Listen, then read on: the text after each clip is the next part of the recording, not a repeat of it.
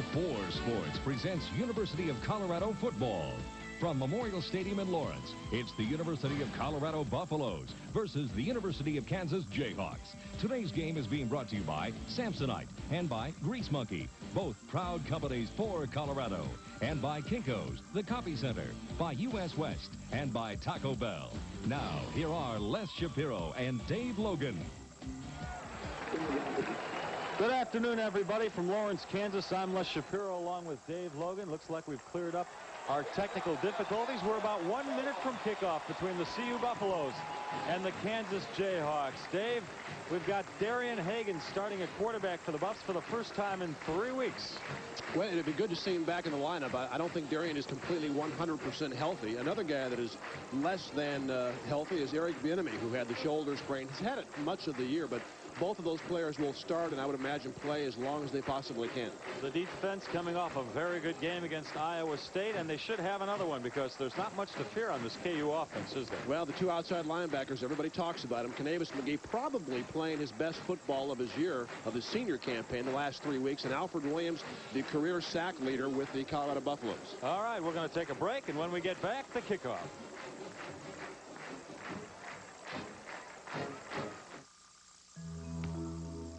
You're making all the right moves in business. And there's a convenient half hour of news that can give you an assist. It's filled with fast-breaking information, like the latest trends on Wall Street, the hottest investments, and saving money on taxes. For people on the move, it's time well spent, giving you more time to spend on some moves of your own.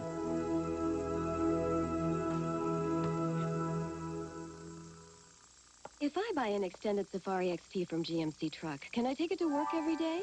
Definitely. What about my carpool? Absolutely. Can we take it on vacation? Of course. With all of our luggage? All of it. Will it tow our boat? Certainly. It's a big boat. Safari XT can tow up to 6,000 pounds. Wow. But can I afford one? Sure. Especially now with great incentives like this. Memorial Stadium in Lawrence, Kansas. It seats 50,000, a little better than 50,000. They're expecting 35 to 40,000 today. We had a bit of rain about a half hour ago. In fact, not a bit. We had quite a downpour about a half hour ago, but things have cleared up. The weather's taken the turn for the better. And CU will be kicking off to Kansas to open up this ball game. Kicking off for the Buffs, number 16 is Jim Harper. And back to receive that kickoff for KU is number 26, Maurice Douglas, and number 2, George White. It's George White bringing it in about 2 yards deep. He decides to kneel down, and KU will start with the ball at its own 20-yard line. Let's set up the KU offense for you. At quarterback, it's Chip Hillary. The two running backs are Maurice Douglas and George White, taking the place of a fine one, Tony Sands. Chad Fetty is a tight end, and the receivers are Drayton and Jim New. On the line for KU, Christopher Perez, Smith Howland, Chip Buddy, a four-year starter, Scott Imwally, and Keith Lonecker. First and 10 from the 20-yard line for KU. Kansas averages 19 points a game. Hillary will come out throwing. That's to the running back, Maurice Douglas, and he gets the first down yardage up to about the 33-yard line, brought down by Beekert. Miami in their first drive, Kansas against Miami, went right down the field, failed to score as they fumbled into the end zone. But Hillary is an excellent pocket passer who's got good speed. You can see he's going to take those underneath passes, something that really has hurt the Buffaloes the entire season. First and 10 for Kansas. The Buffs' opponent has scored first every game this year, all 7 games. Hillary on the option, pitches to Douglas, and he is met head-on by number 17, Tim James, the senior for the Buffs. Here is the Buffs' starting defense. On the front line, Leonard Renfro back after 2 games off from an injury. Joel Steed at nose tackle and Gary Howe at right end. At the linebacker, Williams, Beekert, Brown, and Kanavis McGee. And the defensive backs are Dave McCluen, Deion Figures, Tim James, who just made that tackle, and Greg Thomas. It'll be 2nd and 9 for the Jayhawks from their own 33. 2 wide receivers, 2 running backs behind Hillary. The The pitch goes to George White, and he is met head-on by Chad Brown. Chad Brown, the second leading tackler on this Buffs team. There was a question as to whether he would start today or not. He's been suffering from the flu. Terry Johnson was at the ready in case Brown couldn't go. Well, Colorado's had their share of problems defensively inside with Brown and Beaker, two young linebackers in the pass defense, but both have exceptional mobility. Both can get sideline to sideline, and you have to have that if you're going to stop a good running team. 3rd and 10 for Kansas. The Buffs have brought in Eric Hamilton as a 5th defensive back. They're expecting the pass, and Hillary will oblige. Into the flat, out of bounds. The intended receiver was number 87, Chad Fetty, the tight end. Incomplete, and we'll have our first punt of the afternoon.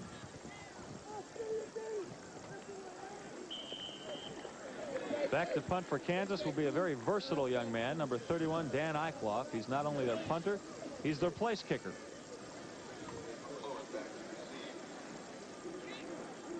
Dave McCluen is back for the Buffs. A line drive punt. McCluen grabs it, falls to his knees, down at about his own 44-yard line. So the Buffs starting off the afternoon on offense with pretty good field position. Here is that Buffs offense. Darian Hagan, his first start in 3 weeks, coming off that shoulder injury. Eric Bieniemy, also with a tender shoulder, will be a tailback. George Hemingway, the fullback. Simmons, the other running back. Pritchard and Sean Brown in the ballgame for John Bowman. On the offensive line, Solomon, Garton, Lewinberg, Brian Campbell in for the injured Russ Heasley, and Mark Vanderpool. 1st and 10 from the 44.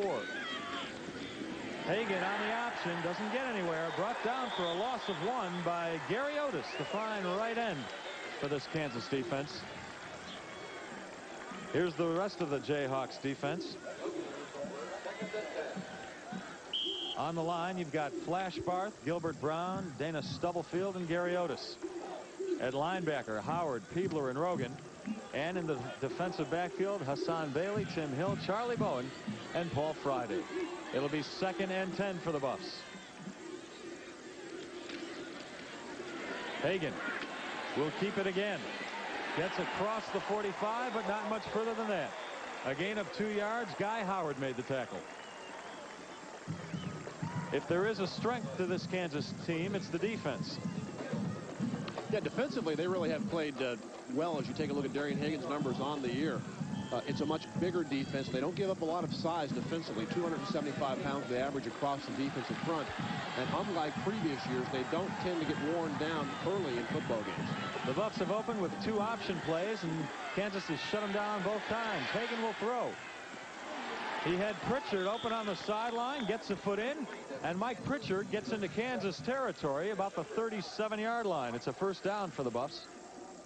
Just a good job of pass protection, and Darian Hagan steps up into the pocket when he feels the pressure. There's the guy that really has been to the key in terms of big plays this year for Colorado. Mike Pritchard has touched the football 36 times total and has averaged over 17 yards every time he's had the football in his hands. So he's a guy that you have to plan on finding ways to get the football to. 1st and 10 for the Buffs from the Kansas 37. This is Bieniemy. Dances his way inside the 25. Gain of about 12 yards for Eric. Charlie Bowen makes the tackle. Eric Bieniemy is 12 points away from being the CU Buffs all-time leading scorer. He needs 12 points to tie Bobby Anderson on that list. Well, Bieniemy really has mastered the art of hiding behind defensive line. You see a good job up front. Vanderpool with a big block. Bowman as well. And Bieniemy just slithers through the hole and just picks up so many yards again after the initial hit. I said Bowman, excuse me, it's Sean Brown. Darian Hagan changing the play at the line of scrimmage. It's 1st and 10 for the Buffs at the 25. Bieniemy again. This time he's hit a couple times. Gain of maybe 2 yards. Brad Peebler there to make the stop. Eric Bieniemy right now is the 2nd leading rusher in the nation, averaging 144 yards per game. The only man ahead of him is the young man Vaughn from Michigan. Gain of 2 for Eric on that play. It'll be 2nd and 8. We're under the 11-minute mark in the first quarter. The Buffs a perfect 2-0 in Big 8 play. Kansas yet to bag a win. This is Hagan on the option. Gets it to about the 20-yard line. A gain of 3. Pat Rogan brings him down. You can see defensively, I think the plan for most teams as they prepare for Colorado, make sure you try to get penetration and get people into the pitching lane early. You can see there Kansas with 8 men on the line of scrimmage, and Hagan makes a good play of getting yards on a play, frankly, that could have gone for negative yardage. Last week, Hagan came into the ball game when Charles Johnson went down with an injury. 3rd and 5 for the Buffs. Hagan wants to keep it again. Gets nowhere. Dennis Stubblefield brings him down. Stubblefield, a big boy, 6'3", 305 pounds. Flattens Darian Hagan, who is giving up 115 pounds there. And as you see with this field goal opportunity, it would be the first game this year that Colorado has had the first score of the football game, something that has perplexed Bill McCartney, yet he's not sure as to why that's happened. 36-yard attempt for Harper. The kick is good, and for the first time this year, the CU Buffs take the lead, score first in a ball game. They lead it 3-0. Yeah, the meeting with Nakamura went great. The way he was talking, sounds like a done deal if we can deliver the plans by the 30th. Or we've got to give him a yes or no answer before he leaves town. Look, I got to go. He said he called from the airport. It's in the bag. Don't miss those important calls. Call U.S. West for an extra line just for your special customers. U.S. West, making the most of your time.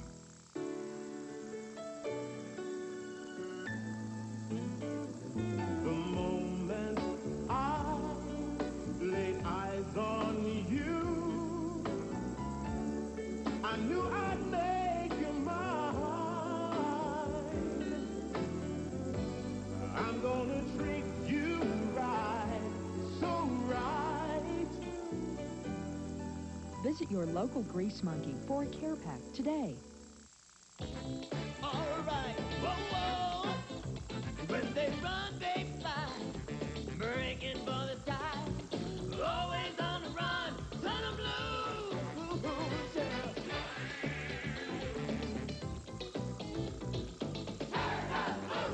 There's a maximum attraction to the heat of the action. Yeah. All right, yeah.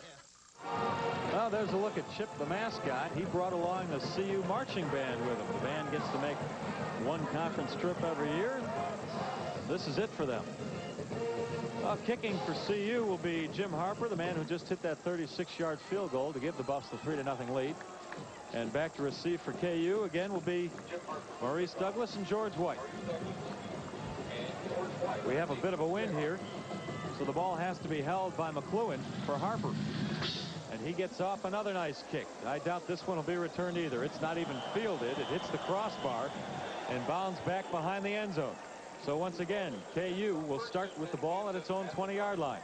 Mark McIntosh is here with us. He's down on the field. Mac, what have you got? Darian Hagan is bothered by that sore shoulder.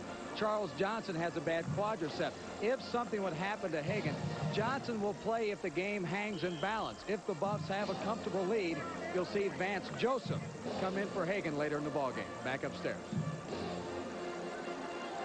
Charles Johnson started the game last week against Iowa State, came out with a bad left quadricep. That's when Hagan stepped in and led the Buffs to a 28-12 win over Iowa State. Pressure from Alfred Williams. Hillary still gets the pass off, but it will be no gain. The pass complete to George White. When teams go against Colorado defensively, they've got to make sure 94 is taken care of. And so far, Alfred Williams really has come uncontested a couple of times on Chip Hillary. He's got enough speed that you're not going to be able to many times juke him. And you see James really close on the pass as Hillary is simply trying to get rid of the football. When Williams bears down on a quarterback, you want to do all you can to make sure he doesn't get to you before you get rid of that ball. Alfred Williams, the career sack leader in CU history with 30. Tony Sands now in the ball game, and he gets the ball. but not much yardage. Brought down for a gain of 3 by Chad Brown. Tony Sands, Tuxedo Tony they call him here in Lawrence, Kansas. He usually drives up to the game dressed in a nice black tuxedo, does his post-game interviews in a tuxedo. Reminds you a little bit of Bieniemy as you see where Sands ranks on the career list. He's got very good power for one that small, breaks a lot of tackles, gained over 1,000 yards last year, and has had a couple of games last season where he gained over 200 yards. 8:10 to go in this first quarter. KU with a 3rd and 7 from its own 23. And there's pressure from Howe. He gets away from Howe, but Alfred Williams ends up bringing him down. Gary Howe with the initial hit. More good pressure from the Buffs. And Gary Howe really is one of the unsung heroes defensively. He's got 6.5 sacks coming into today's contest. And when you pressure someone up the middle, it really disrupts the rhythm of that pass offense. Trying to contend with Williams on the outside, and Howe comes virtually untouched right up the middle. Alfred Williams with 8 sacks so far this year. KU must punt. 4th and 15 from their own 15-yard line. McLuhan is back to receive it. This time Mike Loft gets off a pretty good one. McLuhan drops it, picks it up, finds the right sideline, and gets it to about the 40. So the story so far for the CU offense, starting each drive in pretty good field position. We'll be right back in Lawrence, Kansas. The Buffs lead it 3-0. The problem with most mid-sized imports today is that they're underpowered. But not my new Buick Regal. Under the hood, there's Buick's fuel-efficient 3800 V6 engine with tuned port injection, which gives me power to spare. Just call me power hungry. Get the facts. Buick is better. Now get up to $3,000 factory cash back on select Buick models. For the best selection and volume prices, see your 5 Metro Denver Buick dealers. Courtesy Dean, Duncan, Goodman, or Massey. Like a dream, you call to me. In my heart, you stay with me. Your warm ways touched my soul, and the memories unfold. Ooh, you stay with me, Mexico. You stay with me, Mexico. A decade of memories. Steve Watson's done an excellent job. He has really worked. Diverts back. He throws. Watson makes the catch. We're going to miss Bob Swinson. Miss him. Swinson hits him for a big. Steve Atwater's a young player that can make us better at that position. Interception. Steve Atwater. 10 years together. A tradition for Broncos fans. The Dan Reeves Show, Monday night at 6:30. Only on Channel 4. That's a look at Campanile Hill on the south end of the stadium. If you don't have the price of a ticket, well, you can just camp out on the grassy knoll out there. The Buffs have the ball 1st and 10 from the KU 40-yard line. That's Hemingway. Picks up about 10 yards on his first carry of the afternoon. George Hemingway, 6 foot, 230-pound senior. Here's a case where George Hemingway actually trips over the feet of Sean Brown trying to get in his way. A little step back give, and Hemingway into the secondary. Now watch number 87 trying to get a block, and Hemingway runs right over Sean Brown's left foot. And Brown will hear about that, as will Hemingway in the film sessions tomorrow. Sean Brown starting for John Bowman, who is left back in Boulder with a leg injury. This is Bieniemy on 1st and 10. He should make the end zone, and he does. CU with a touchdown. Eric Bieniemy closing in on that all-time school record for scoring. Well, we talked about Eric Bieniemy's injured shoulder, and it is really quite sensitive, but his legs are just fine. Thank you. And Bieniemy has enough speed that once he turns the corner, and the key will be watch the move he puts on number 14, Paul Friday, who he'll freeze right there. Friday didn't move his feet and then tried to catch Bieniemy on the angle, and Eric Bieniemy simply has too much speed for a move like that. Jim Harper with the extra point attempt. He's got it, and the Buffs take a very quick 10-0 lead with 6:46 to go in this first quarter. Well, you don't have to worry about a tender shoulder, Dave, if nobody can touch you. Well, certainly not on that play. And Colorado won the toss, but they deferred and actually Kansas chose to receive the football. So Colorado took the win, and you've seen the win really used to the advantage of Colorado, both in kickoffs and certainly in punt returns as well in the first quarter. Take a look at the conference standings. Nebraska and Oklahoma on top. Colorado right below there, and the Sooners and the Buffaloes will meet next week. Kansas State, maybe the surprise team so far in the Big 8 Conference. And you see the Cyclones, the Jayhawks, the Tigers, and the Cowboys. Missouri and Oklahoma State, really not bad football teams. They've been unlucky in a couple of games, certainly in reference to the fifth down situation. But Missouri lost a tough one to TCU, 20-19, and Oklahoma State, after having had the lead against Oklahoma, couldn't hang on. We talk a lot about the CU Buff schedule this year. USA Today newspaper ranks it as the second toughest schedule in the nation. But there's nothing to envy about Kansas's schedule either. They opened the season with top-ranked Virginia and lost 59-10. Then they had to go up against Oklahoma, which is ranked 16th. They lost to Oklahoma. And then last week, second-ranked Miami. And Miami shut them out 34-0. Now today against Colorado, and don't tell them, but they wind up the season November 17th. Actually, November 10th, they will play Nebraska. So 5 very tough games. Harper kicking off. Maurice Douglas gets under it and lets it go through the end zone. So far, Jim Harper with 3 kickoffs, and not a one has been returned. Well, he's been able to use that win. And again, Kansas trying to sustain something offensively has found it tough going. The defense has played well, but they will have more luck, certainly, once the second quarter starts and they get the advantage of the win.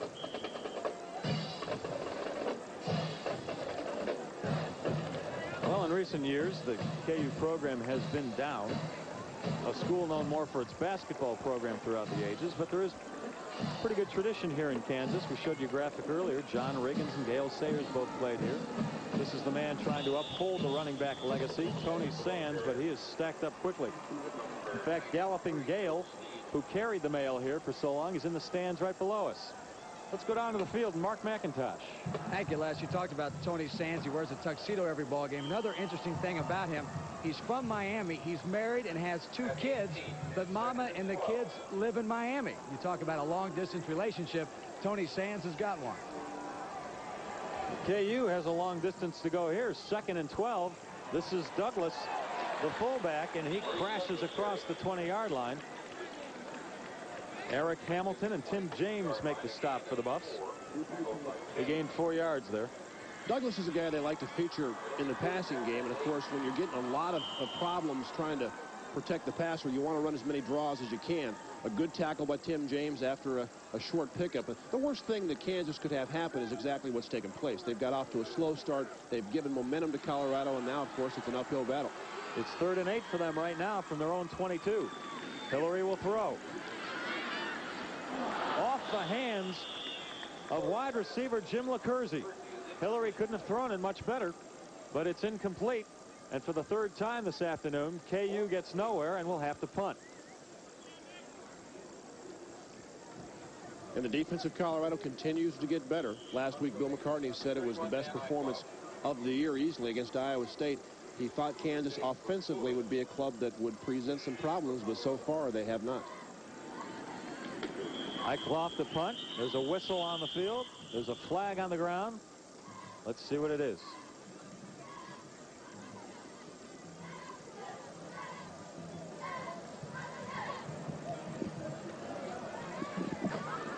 Discussion among the officials.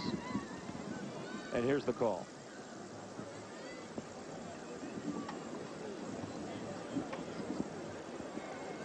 It'll be a legal procedure against Kansas, so the ball will come back 5 yards. And Kansas now will be punting from its own 17. Illegal procedure, offense, repeat, 4th down. Larry Fisher, our referee today. This crowd very, very quiet. The Jayhawks are down 10-0 with 5.5 minutes to go in the first quarter. You can understand why they're quiet. Eichloff punting to Dave McCluen. Wow. And sends McCluen back to his own 35. Dances his way up the middle and then hit by a couple of blue jerseys at his own 40-yard line. Keith Lonecker, one of the men to put him down. We're going to take a break right now. The Buffs leading 10-0 in Lawrence, Kansas. The Denver Broncos Broncos and Napa Auto Parts. Two great teams bringing you mile-high savings at participating Napa Auto Parts stores. Look for our 4-page insert and score bargains like the 75-month Napa Legend battery, just $54.95, and the 60-month Napa Power battery, only $39.95. Prestone Super Engine Flush or Sealer, 49 cents. Save on booster cables, battery chargers, headlights, and more. Plus, get up to 60% off on official NFL apparel. Kick off the season with savings now at participating Napa Auto Parts stores. You think you're bad, man? Now this is bad. Hot and spicy chicken. So good, it's bad. Fellas, guess who's going out tonight? Oh, he must be some pretty bad dude. Not as bad as this chicken. Hey, fellas, you don't know what you're talking about. This isn't bad. It's terrific. Hot and spicy chicken. Very good chicken. This October, Kentucky Fried Chicken. Enjoy our hot and spicy two-piece special with mashed potatoes, gravy, and a fresh buttermilk biscuit. Just $1.99 at Kentucky Fried Chicken. We've got it good, and that ain't bad. Yeah, the meeting with Nakamura went great. The way he was talking, sounds like a done deal if we can deliver the plans by the 30th. Oh, we've got to give him a yes or no answer before he leaves town. Look, I got to go. He said he called from the airport. It's in the bag. Don't miss those important calls. Call U.S. West for an extra line just for your special customers. U.S. West, making the most of your time. Crowd of about 35,000 here at Memorial Field. They almost forgot what it was like to attend a home game. The Jayhawks haven't been home in a month. Darian Hagan throwing his first pass of the afternoon to Mike Pritchard. Out of bounds, excuse me. He threw an earlier pass to Pritchard. Complete. This one not complete, however. So it'll be 2nd and 10 for the Buffs from their own 40. Make that the 42. Good coverage that time by Tim Allen. And Pritchard's a guy that you really have to respect his speed, and you will not see a lot of tight bump and run coverage on Mike Pritchard. See Darian Hagan's numbers in 1990. That interception number should be 5 instead of 0. 2nd and 10 for CU. That goes to Hemingway. He's hit quickly and hard by the left tackle, Gilbert Brown, a 6'3", 315-pound sophomore. They are big along the defensive line. Brown played nose guard last year. They moved him to tackle. You can see him get off the block right there, and he meets Hemingway in the hole. And usually can run that fullback in there a lot, but from time to time you're going to have a play happen like that. Brown doing a good job of getting off the block by Ariel Solomon. Very quick for 315 pounds, Gilbert Brown is. 3rd and 10 for the Buffs. Hagan to throw. Good pressure, gets it away, going deep to Pritchard again. That ball thrown a good 5 yards over Pritchard's head. Hassan Bailey on the coverage. Well, Colorado last week against Iowa State was 11 of 16 in third down conversions. They were 2 of 2 before this play. And Hagan, after he broke contain, might have been able to pick up the yardage by simply running, but he went for the home run pass and great coverage on Pritchard. Tom Ruin back to punt for the Buffs. He averages 41 yards a kick. Charlie Bowen back to receive that punt. Ruin with a nice tight spiral down to the 8-yard line. Bowen brings it up to about the 15.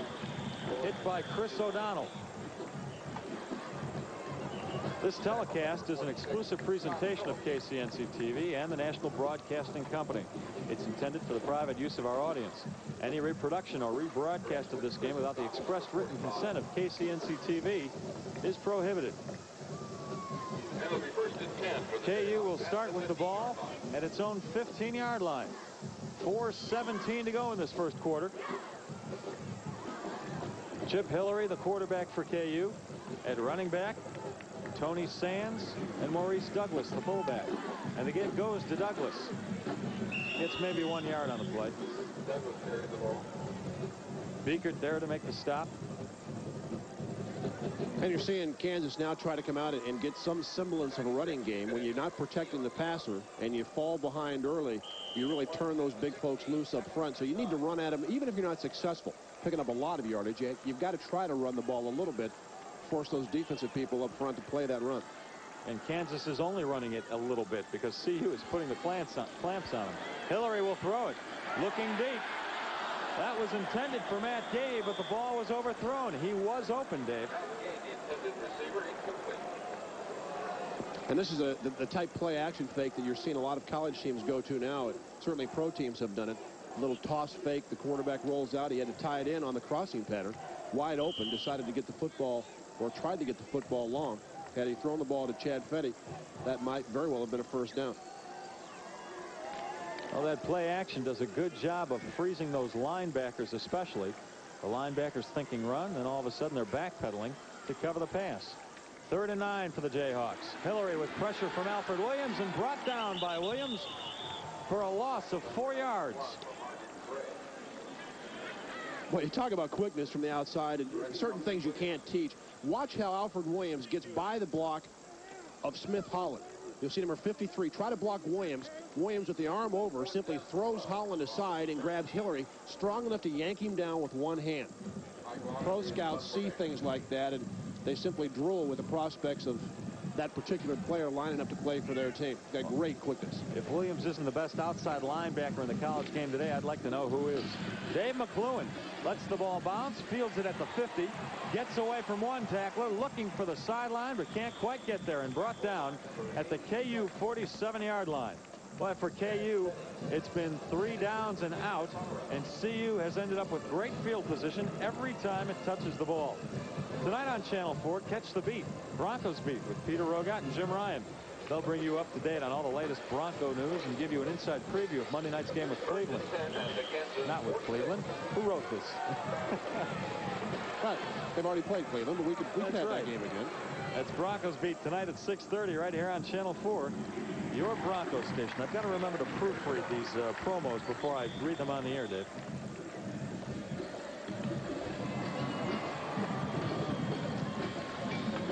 Well, Bieniemy gains maybe 1 yard on that play, so it'll be 2nd and 9. 2nd and a short 9 for the Buffs.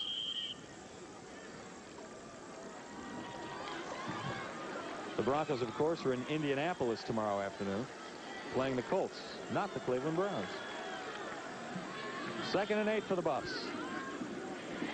Hagan keeps it, tries to split the defenders, gets a couple more yards out of it, down to about the 35.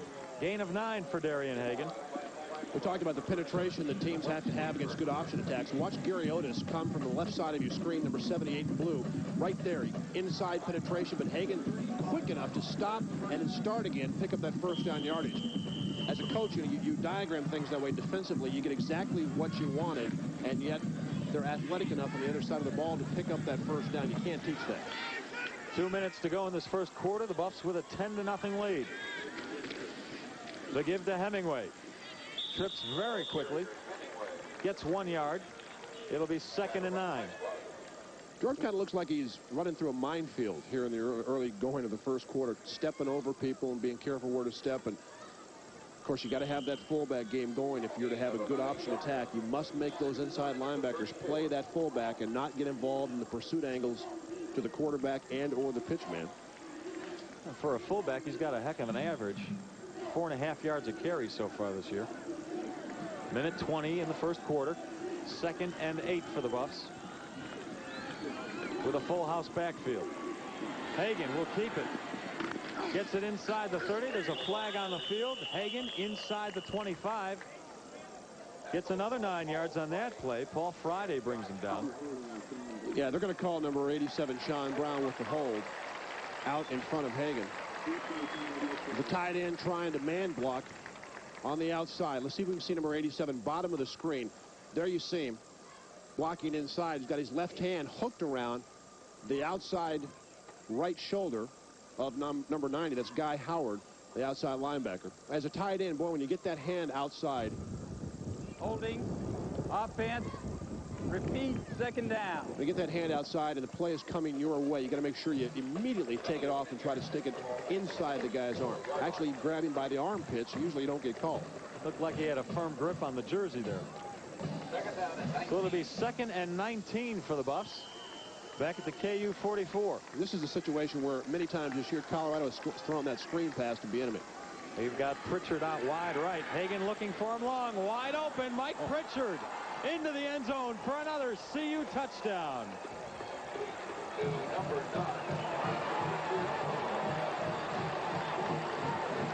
And there's a flag on the field. A scuffle broke out back at the 40 between two number 72s.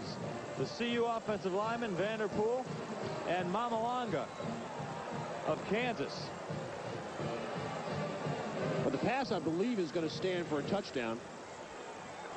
And Charlie Bowen, the free safety, just bit on the underneath route. He thought George Hemingway was going to get the football. Yeah, the play will stand, Dave. The scuffle broke out long after Pritchard was in the end zone already. What a great throw by Darian Hagan. George Hemingway was wide open. Bowen, the free safety, instead of playing deeper than the deepest receiver, comes up and plays Hemingway, and Pritchard right down the sideline was all by himself. Kansas head coach Glenn Mason pleading his case. Glenn Mason see a few altercations in his time, as has that man. Mason, of course, working at Ohio State for many years under Woody Hayes and Earl Bruce. McCartney at Michigan for a long time. Glenn Mason, a relatively young man, 40 years old. That's just a couple years older than you, isn't it, Dave? Just a couple. Of course, Les, you know it's how you feel. Not necessarily how you look, Les. Right now, the CU Buffs have got to be feeling pretty good. Lining up for the extra point. And they're looking good, too. With 58 seconds to go in the first quarter, this extra point by Jim Harper, if he makes it, would give the Buffs a 17-0 lead, and this is exactly what they wanted to accomplish today. Dead ball. Personal foul. Both ways. Touchdown. Glenn Mason doesn't like that. I think he feels like Mark Vanderpool, the instigator there. But more times than not, of course, on any level of football, you're going to get it that way when two guys involved in an altercation. So the touchdown, as we said, will stand. Vanderpool and Mamalanga would be a pretty good tussle. 6'2" and 300 pounds for Mamalanga, and Vanderpool 6'7" and a little over 300. I guess that's what sumo wrestling looks like, huh? Harper with the extra point gives the Buffs that 17-0 lead. They wanted to get off on a good foot for the first time all year, and they're doing it. Again, the pass. Mike Pritchard goes right down the sideline. Now, see if we can see Bowen, number 22, the free safety, come into the picture right there. See him bite just a little bit on the underneath pattern by Hemingway. And Mike Pritchard, in his career, I doubt will ever be more open. As a free safety, you're taught stay deeper than the deepest and wider than the widest, and certainly that was not the case. Bowen, the sophomore, just bit on the underneath route, and Hagan looked like he was going to Pritchard all the time. You can see Darian's reaction. You can see Glenn Mason's reaction, and I'm guessing he's not real happy right now. That's Hagan's 4th touchdown pass of the year. Matter of fact, I feel pretty confident he's not real happy. Scoring drive went 4 plays for 46 yards, and the Buffs didn't take much time doing it. 1 minute 54 seconds, culminating in that 44-yard pass from Hagan to Mike Pritchard. Hagan, by the way, he is 2 of 4 today for 63 yards. Of course, 44 of that coming on the touchdown pass. Mike Pritchard has 2 receptions for 63 yards. He's done all the work on the receiving end. In Colorado right now, in the first 7 games, this being the 8th, they've thrown for more yardage than in any year since 1984, something that Phil McCartney had hoped to accomplish, get that passing game revved up, and in the next couple of weeks, they are going to need a solid throwing game. You're not going to be able to line up and run over Oklahoma and or Nebraska. You're going to have a nice mixture, and you're going to have to complete some big passes. Well, we hope to bring you results from around the Big 8 today as Jim Harper kicks off out of the end zone once again. 4 kickoffs and 4 touchbacks for Harper. Other games around the Big 8 today. Oklahoma State is at Nebraska. Iowa State is at Oklahoma. And Kansas State is at Missouri. By the way, one of those officials in that Missouri CU game was back on the field today officiating. Let's go down to the field and Mark McIntosh. Thank you, Les. You might see Rick George right now, the recruiting coordinator for Colorado, on the telephone there. During the ball games, he's walking away right now, but during the ball games, he calls recruits on the telephone. And what better time than right now, 58 seconds ago, first quarter, 17-0 Buffs. Back upstairs. Checking his watch to figure out the time and the time zone he's calling. Probably California or Florida, if I know Rick George. Chip Hillary kept the ball there for Kansas on a 1st and 10 and got nowhere, so it'll be 2nd and 10.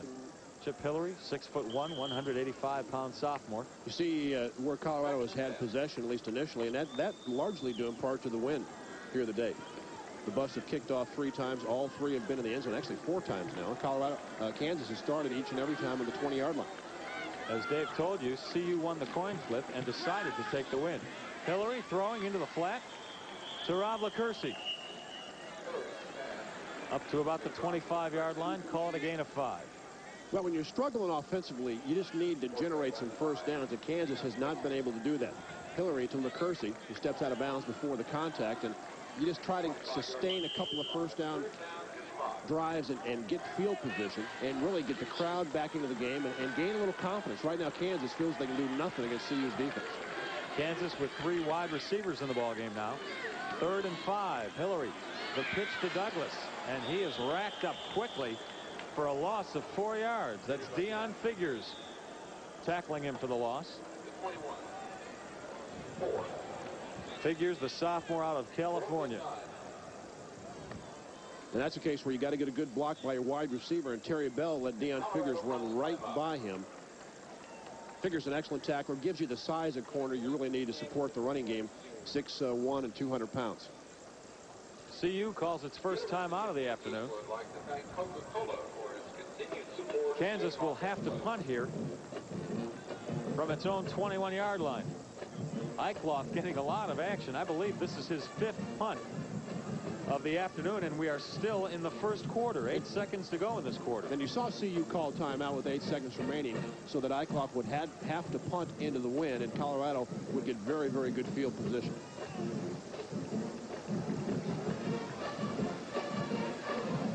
Dave McLuhan back around midfield for the Buffs. I'll tell you, despite the wind, Eichloff has gotten off a few nice kicks.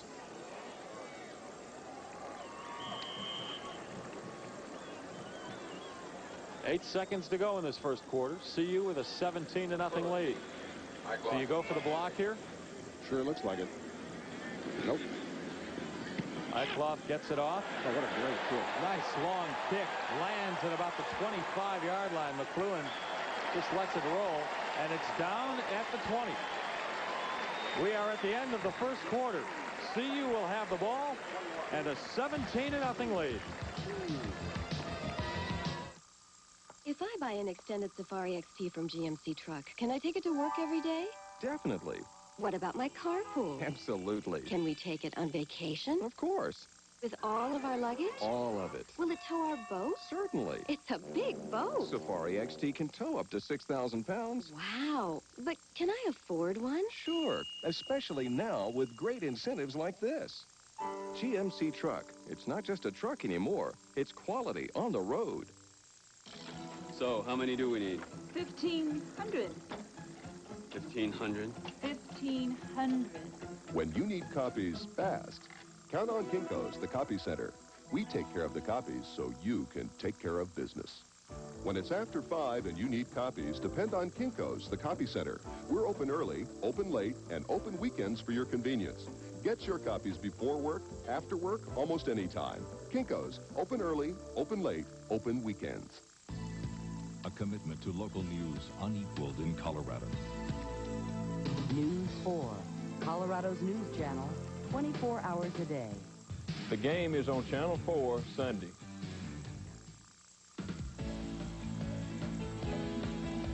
Today's game is being brought to you by Samsonite and by Grease Monkey, both proud companies for Colorado, and by Kinko's, the Copy Center, by U.S. West, and by Taco Bell.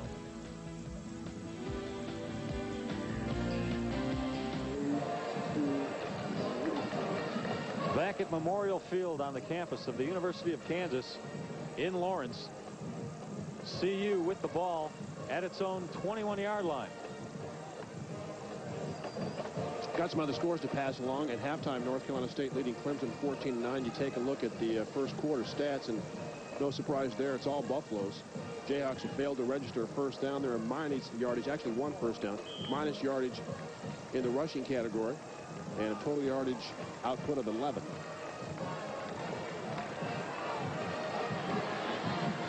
Darian Hagan is sacked and fumbles the ball, and KU falls on it.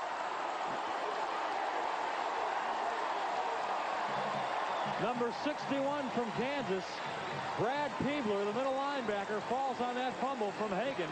There's a replay of it.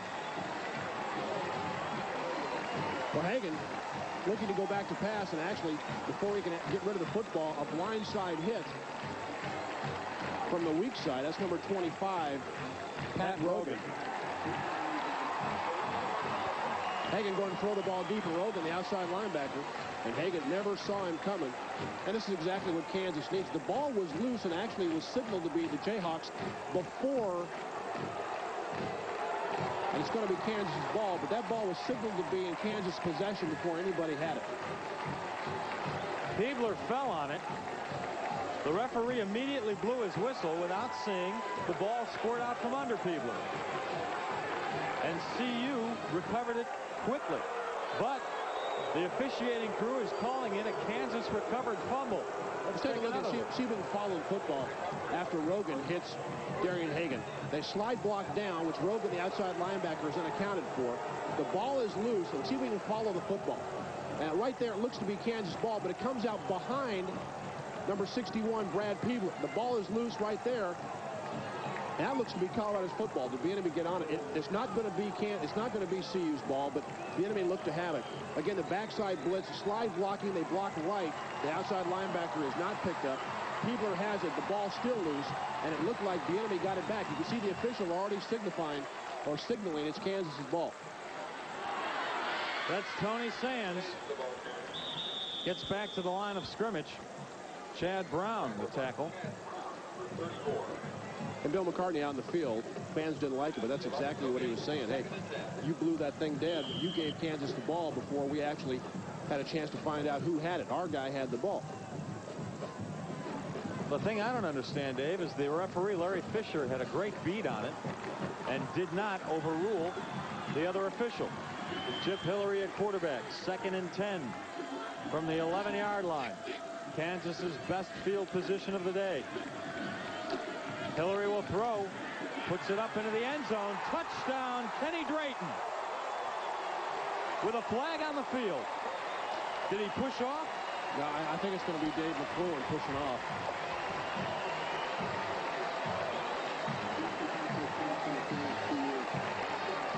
I think you're right, David. And our man on the field, Mark McIntosh, tells us the same thing. McClellan, the defender, is the one who pushed off. McClellan got his arm hooked up with the receiver, and I think that's what you'll see. Interference on the defense. Touchdown. Penalty carries over. Kenny Drayton is a guy that has high jumped 6'10" in his career, so you know he can go up and get the football. Let's see if we can see McClellan with his left hand. It's going to be after the play, but they're jostling right there. McClellan goes down on the ground, and Drayton just goes up and gets the football. When you're a 6'10" high jumper as a wide receiver, you got a pretty good chance in any alley-oop situation of coming down with the ball. Much the same as the Texas wide receiver did, Kerry Cash. There's a look at Kenny Drayton, 6 foot, 175-pound junior. Eichloff with the extra point attempt. It's good, and KU has its first points of the afternoon. With 14:08 to go in the first half, CU leads it 17-7. Boy, that couldn't come at a better time for Kansas and their fans. Just when it looked like Colorado was about to blow this game open, they certainly had all the momentum going their way in the first quarter. The first play of the second period, Hagan with the sack. The ball is loose. They pick it up, and more importantly, they score. They knock Colorado off the ball a little bit. They do a good job pass protection, and Drayton comes up with a big catch. And psychologically, that kind of gets them back in the football game. And the crowd is back into this ball game.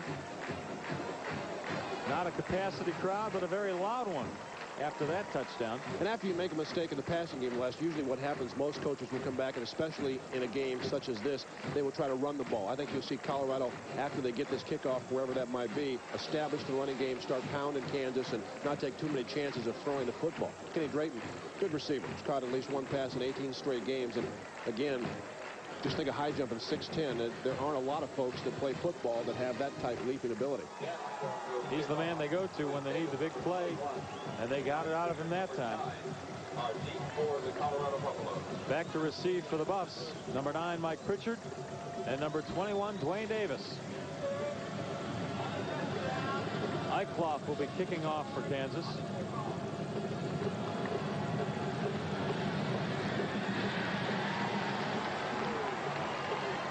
going to move the ball up to the 50-yard line. Kansas will be kicking off from Advances the ball to the 50-yard line because of a penalty against the Buffs. I believe it goes back to the pass interference call on the touchdown. And now what you probably see is a squib kick. Hykoff could easily kick it out of the end zone, probably all the way to the track. They'll probably nub it and try to get a crazy bounce. Hykoff is a freshman. Very busy freshman this afternoon.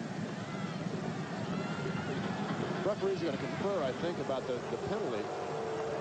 The Kansas had to decline that pass interference penalty for the play to stand. I'm not sure as to what the 15 yards might be. Take a look at the officials today. And they're going to keep it at the 50.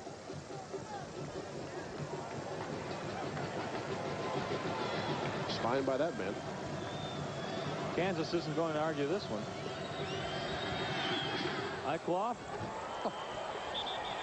As they say in baseball, he got all of that one. That's out of here. Back to the track surrounding Memorial Field. And the Buffs will start with it at their own 20-yard line. A couple changes on this CU offense today. On the offensive line primarily. Russ Heasley is back home in Boulder with a leg injury. Brian Campbell starting in his place at the right guard spot. And starting tight end John Bowman is out today. Sean Brown starting for him. Brown number 87. Hagan with some open room across the 25 to the 30-yard line. A gain of 10 before being brought down by Wes Swinford. Backup linebacker into the game for Kansas. Well, Hagan again reading the option, and this thing opens up once he passes about that point. Bieniemy on the pitch is covered. Darian's putting the ball away. Friday, the free safety will come up and help in the tackle. Hagan's had that lane just about every option play, hasn't he? He has. You can tell the way Darian Hagan runs, though, that he is not completely healthy. That shoulder still bothers him. 1st and 10 for the Buffs. It went to Hemingway, and he gained 1, maybe 2 yards. Gilbert Brown falls on him. And when Gilbert Brown falls on you, you feel it. 315 pounds. And when I said about his shoulder still bothering him, I think Hagan more this year runs under control than he did last year. He's not as unbridled. He's not certainly he tries to pick up additional yardage, but I think he's wiser. He's smarter. And when it's time to go down, Hagan realizes it. 13-15 to go in the half. Hagan with a timeout doesn't like what he sees. Might have been a miscommunication on offense. The Buffs lining up wrong. And as Hagan goes to the sideline to discuss it with Gary Barnett, we go to a commercial. The Buffs leading 17-7. In today's higher revving and hotter running engines, wear is a greater problem than ever before. Oil breakdown can shorten the life of vital engine parts. That's why there's Castrol. Castrol provides maximum protection against viscosity and thermal breakdown. So use Castrol, because driving today can be a grind. Castrol, engineered for today's smaller cars. The Tums neutralizer of the week is Giants safety Greg Jackson, number 47. In a battle for first place in the NFC East, Jackson made 6 tackles and intercepted 2 passes. That cemented the Giants' victory over the Redskins. To help relieve her heartburn, her antacid uses an aluminum salt, but his is Tums. Tums is aluminum-free. Tums has calcium. Something my body needs anyway. I like that. Tums. Pizza Hut presents the $4 pizza deal. We get 1 pizza. Regular price. 4 more pizzas are each? $4. What about a Supreme? Regular price. And a pepperoni lovers? $4. How about 3 sausage pizzas? Regular price, $4. 5 Super Supremes. Regular price, $4. For a limited time, first pizza regular price up to 4 more, just $4 each. Okay, how about a meat lovers, 2 pepperoni lovers, a Ferrari, and a sausage pizza? Regular price, $4. 145,580 bucks. $4. Whoa, she's good.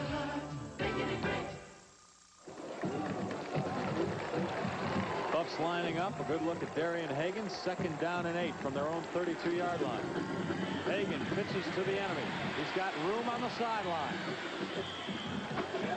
Friday and Swinford run him down out of bounds across the 35 at about the 36. He gains 4 yards on that. What a great block by Michael Simmons as he knocked Charlie Bowen completely upside down and enabled Bieniemy to pick up the yardage. You look at what the Big 8 does best. Nebraska leading the country in rushing, Oklahoma 6th, Colorado 10th. Last year, those 3 teams were in the top 5 teams in the country in rushing. Nebraska, Colorado, and Oklahoma. That's not going to change much from year to year. And you see today, Kansas, keep in mind, when anybody is sacked in college football, that comes off the rushing total, not the passing total as it is in the National Football League. 3rd and 4 for the Buffs. Bieniemy hit and hit again and finally brought down for a loss of 4 yards. Charlie Bowen, the man to finally get that tackle for Kansas. And for the first time today, CU goes nowhere with it. Draw play, the lead draw. Bieniemy really trying to bounce this thing outside. Penetration early forced him to do that. You can see Bowen and Swinford and a bunch of Jayhawks are there to make the play. Tom Ruin to punt for the Buffs. And Bowen will return for Kansas. I believe that was blocked. The ball falls to about the 40-yard line. Still rolling inside the 35. I believe the punt was blocked by Tim Hill, number 8 for Kansas. We'll take another look at it. Let's see. Well, Ruin has had some problems punting the football this year. He's had some problems protection-wise, and I think it's tough to see, but I think Hill may have had a piece of that. The official made no gesture at the line of scrimmage to signify whether that was a block or not, but Tom Ruin steps up into what he thinks is a protected area, and you can see him draw the leg back as he sensed the Kansas rush. And despite Hill getting a finger on it, that punt still went for 34 yards. It'll be 1st and 10 for KU. Hillary throwing to Drayton. Gets about 7 yards on that play across the 40. The measure of a quarterback's arm strength is how you throw the outcut from the far hash. And folks, this is a long throw. It is right on the money. Drayton about a 7 or 8 yard turnout, as they used to call it. And Hillary really with an amazing throw there. 5 of 7 for 35 yards. You can feel again the momentum change, and now Kansas kind of likes itself offensively. Certainly back in the game with that one score. 2nd and 2 for the Jayhawks. That's Douglas, the fullback, and he picks up the first down, gets to the 46. Gary Howe finally nails him. Last week against Miami, Kansas had all sorts of problems, as you might expect, moving the football. They had about 175 yards of total offense, 85 on the ground and 90 with the pass. But it's a team that has to have a good mixture. They can't overpower you, although they're big enough up front. They're certainly much bigger. Glenn Mason said this was easily the biggest and most physical team he's had in Kansas. 11:45 to go in the 2nd quarter. There's the give to Douglas again. Nice move to the outside. Gets it across midfield down to the Buffs 47. Greg Thomas the tackle. And the Kansas offensive line seems to be blowing off the CU defensive line very nicely right now. Well, when you play a team with great speed on defense, you try to hit them quickly. You can see just one turn. The back is into the secondary. Not a lot of option attack. A lot of wide plays. Give him the football and a quick hitter. And that time Douglas with a nice hole. 2nd and 3 for the Jayhawks. Hillary puts it up deep. There's nobody there except the Buff. That's Greg Thomas with the interception. The first Kansas turnover of the afternoon. Greg Thomas with the interception of Chip Hillary. And the Buffs have the ball back. Well, you can see this one coming all the way. Drayton on a play-action fake is streaming right down the middle of the field. Hillary decides to throw it to him all the way. Now, there's excellent coverage, and Drayton really never uncovered here. The ball hung up with the wind, and you can see Greg Thomas run underneath it. McLuhan had Drayton covered nicely, and Thomas comes up with a pick, and Colorado will have another chance on the 20-yard line. That pass really never had a chance to make it. Hillary's already made up his mind, and the hint there is inconsequential, I think. Of course, unless you're Chip Hillary, but it had nothing to do with the pass, just a bad throw. This is Bieniemy. Up across the 30, gets first down yardage to the 32 before being brought down by Hassan Bailey. And Eric Bieniemy, of course, the career leader rushing in terms of rushing yardage for Colorado. Everybody wants to tackle the football now. As an opposition, a coach, as he prepares his club for Colorado this coming week, everybody says, hey, grab the football. This guy fumbles, and so far Eric hasn't today. You take a look at the yardage he's put up. Big numbers for the little one. Eric Bieniemy, 5'7", but he carries 195 pounds, solid pounds. 1st and 10 for the Buffs at their own 32. That's Bieniemy again, up the middle. If he can, I was going to say if he can get to the sideline, he had another 6 points, but he's brought down at the 40 by Paul Friday. Well, I hope we have a chance to look at the block by George Hemingway. This is why tailbacks like to give their blocking back something when the season's over. Watch the right of the screen. You'll see a Kansas Jayhawk come flying through the air. That's Peebler, and Hemingway hit him about knee-high and flipped him up in the air. Well, if Friday didn't grab those ankles, it was open highway for Eric Bieniemy. Under the 10-minute mark in the first half. 2nd and 2 for the Buffs. That's Hemingway. Gets a bad jump. And he loses 2 yards. Pat Rogan throws him for the loss. Kansas now using a little bit of the Stanford defense. That time 8 guys in the line of scrimmage. They're bringing everybody. You'll make some plays that way. You'll certainly throw Colorado for some losses. Conversely, they will hit you for some big plays if they break that initial line of scrimmage. The Buffs bring Mike Pritchard and Michael Simmons out of the ball game. Wide left at the top of your screen is Rico Smith, the junior college transfer. Hagan to throw. Over the middle, looking for Sean Brown, incomplete. So the Buffs with 4th down will have to punt. It's not a large crowd out here, Dave, but it seems to come alive every time KU makes the stop on defense. 9:08 to go in the half. CU with a 17-7 lead. Ruined the punt for the Buffs. And back to receive once again is Bowen. Little confusion on the line right now by both teams. Kansas was going for the block again. Ruin gets off a high one. And a fair catch called for by Bowen at his own 29-yard line. A 33-yard punt for Ruin.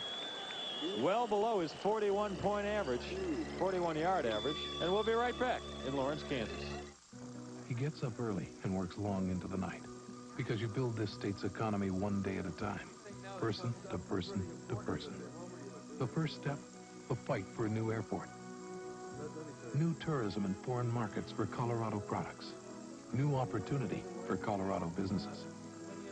Roy Romer fought for this state when we needed it most and keeps on going every day. Hey, we got to get going. I got work to do. When you work hard, good things start to happen. 1, 2, 1, 2, 3, 4.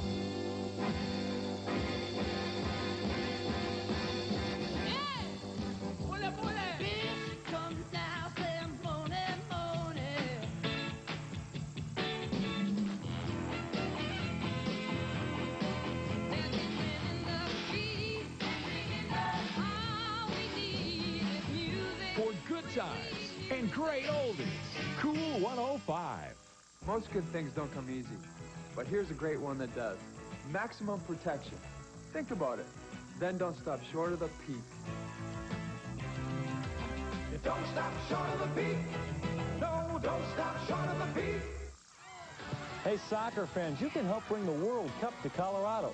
Local soccer teams have petitions you can sign, or just pick up a Sunday Denver Post. The deadline is November 10th. If you sign today, you can help score a goal for Colorado. Les Shapiro and Dave Logan with you from Lawrence, Kansas, Memorial Field, where the Buffs lead this ball game 17-7. 9:01 to go in the first half. That's Hillary. Pass is blocked and almost picked off in the air by Kanavis McGee. Boy, a defensive lineman's or a linebacker's dream is to see that football up in the air and have a chance to get there, but you just reach and can't quite come up with it. Colorado doing a good job of getting their hands up in the passing lanes, and I believe Leonard Renfro was the one that knocked it in the air. Leonard Renfro, his first start in 3 weeks, coming off a knee sprain. Second and 10 for Kansas. Hillary over the middle to a wide open Fetty. He gets away, gets across midfield and down to the Buffs' 40-yard line before Chad Brown grabs him by the ankles. Well, again, the play action fake Fetty. The bottom of the screen releases, and the two inside linebackers are caught looking at the play action fake.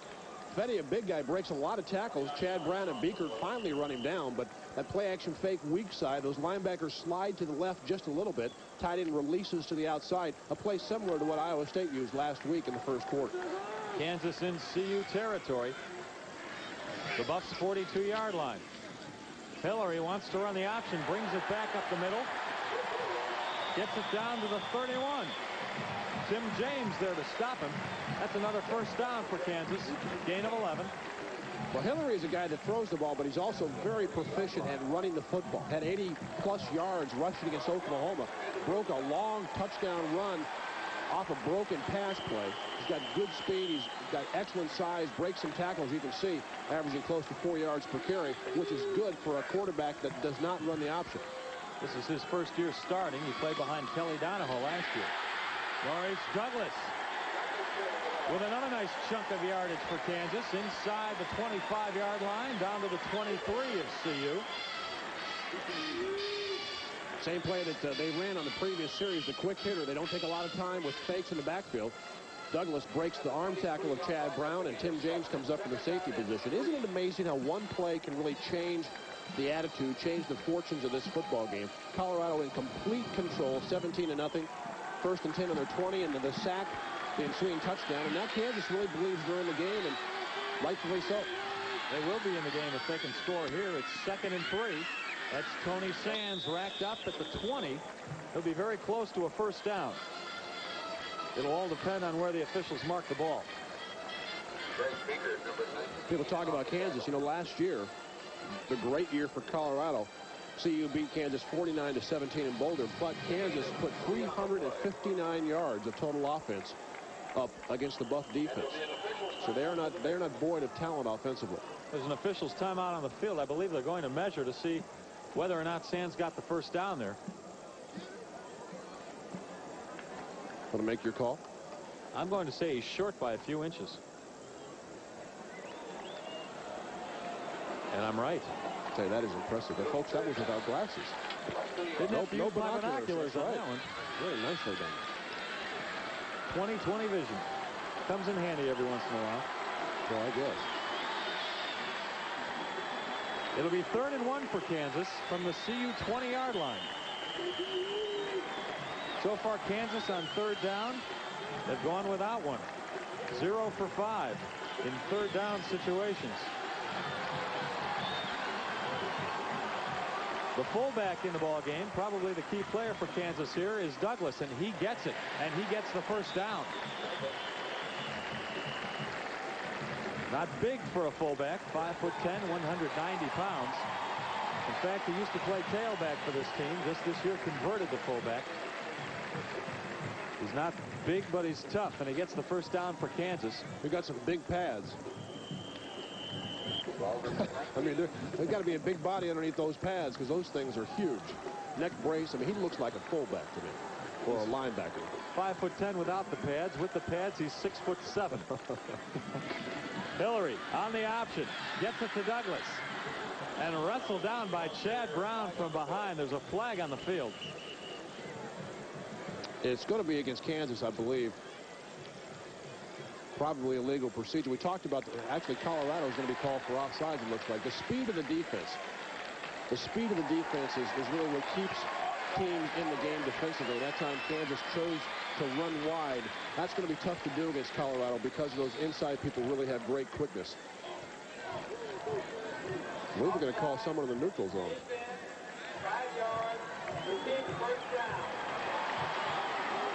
So it'll be a first down and 5 for Kansas at the CU 14-yard line. We've had a little change in the weather here. Started the day sunny, partly cloudy. Right now it's completely cloudy. Sun is nowhere to be seen. And the wind is behind the back of the Kansas quarterback, Chip Hillary. 6:20 to go in this first half.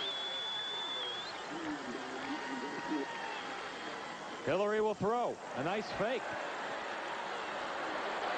Looking for somebody with Alfred Williams in his face, and Hillary makes the smart move and throws it away. Well, he's trying to get the football to Drayton. And Dave McLuhan, just an excellent job. Drayton ran the corner route. McLuhan was step for step, and then realized that although a pretty quick athlete, there were a bunch of guys in gold helmets bearing down. Hillary made the smart move and threw it out of the end zone. Alfred Williams, one of the H-boys, made him a little antsy. Williams from Houston, Texas, along with his good buddy, Canavis McGee.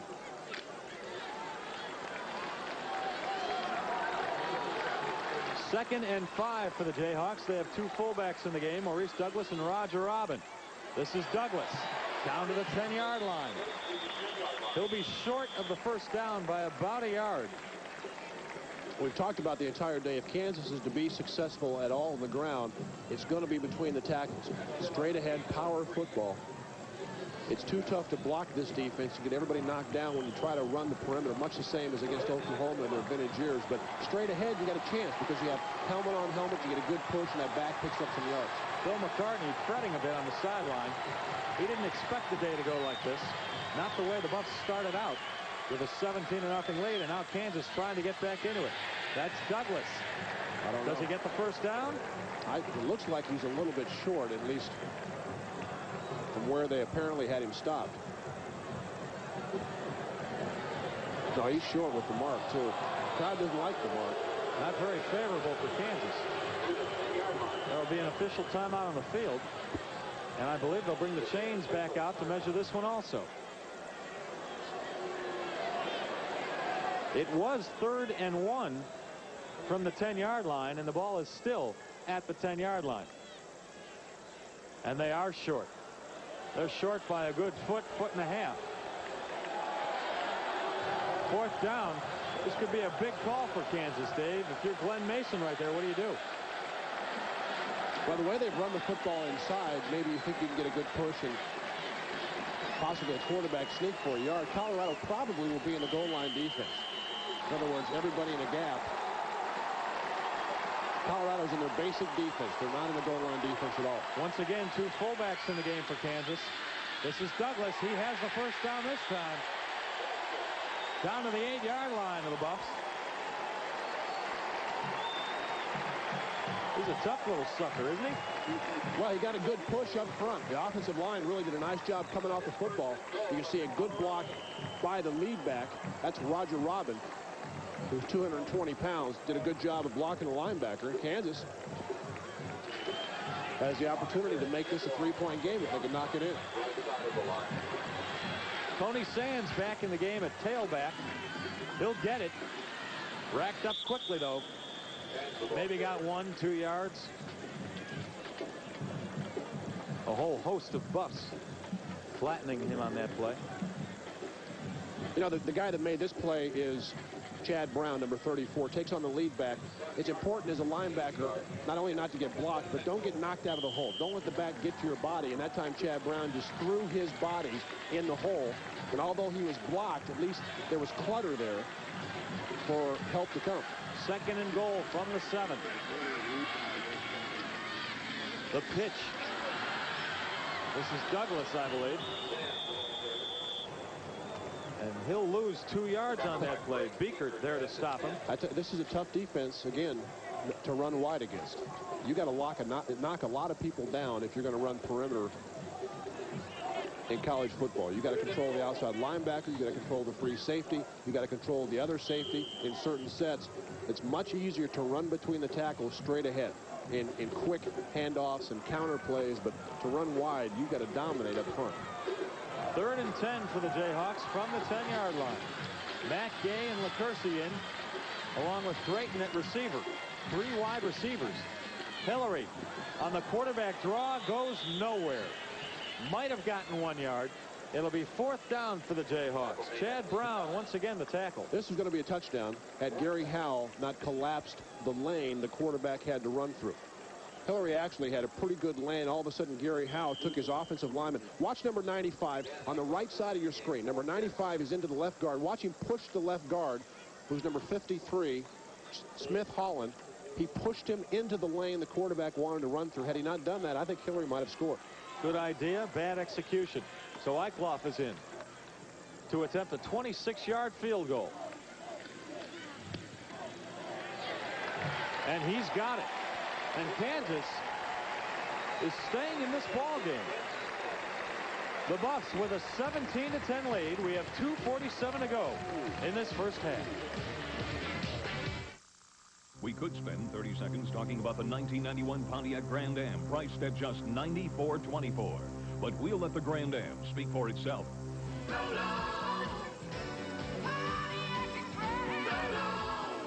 1991 Pontiac Grand Am at $94.24. Plus, if you qualify as a first-time buyer, get an additional $600 cash back for the ride of your life. See your Colorado Pontiac dealer.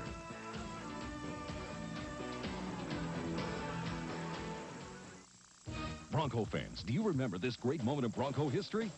It's called the drive. In the closing seconds, John Elway directs the Broncos 98 yards to the 1986 AFC Championship with a 23-20 win over Cleveland. Keep track of the scores of these Bronco moments and play the Soundtrack Scoreboard Sweepstakes. Win a chance at the ultimate home theater system from Mitsubishi worth nearly $10,000. Pick up your scorecard at Soundtrack location. Get a coupon worth $5 off any purchase, $20 or more. The Soundtrack Scoreboard Sweepstakes, only on Channel 4. So, folks, you want to know how to win big in McDonald's McMillions on NBC? You go for it. That's right. You got to go to McDonald's for a new McMillions ticket every day. Because every day for 28 days, we're giving away $1 million or more. Got to get one of these. Then, every night, you just pull up a seat, you get comfy, and watch NBC to see if you win. Now, if nobody wins one night, the cash rolls over until somebody wins. So come on, play McMillions on NBC. Gary Howe is the second Colorado Buffalo from the right side. Watch what he does in this play. Smith Holland, the left guard. Watch Howe run him back into the quarterback, which throws off the timing. A couple of offensive linemen in front of the quarterback there, and Howe with a terrific job of just collapsing that running lane down, and that was going to be first down yardage, if not a touchdown, had he not done that play. Eichloff kicking off to Pritchard and Dwayne Davis. And once again, through the back of the end zone. Well, a couple booths over from us to our left. The fine head coach of the University of Kansas basketball team, Roy Williams, doing a great job here. They opened up basketball practice a couple nights ago at midnight, and 14,000 people. 14,000 people showed up at midnight for the first KU basketball practice. Kansas has picked up the pace offensively. Roy did a nice job. They've also worked with the wind, which has been an advantage. 2:47 to go in this first half. The Buffs on offense from their own 20-yard line. 1st and 10. Hagan with that lane again, wide open. Flag on the field as Hagan breaks away to midfield. Brought down at the 48-yard line. Pat Rogan runs him down.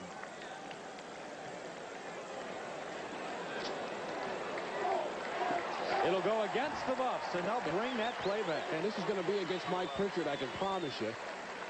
They're going to call Mike Pritchard for blocking below the knees on the crackback.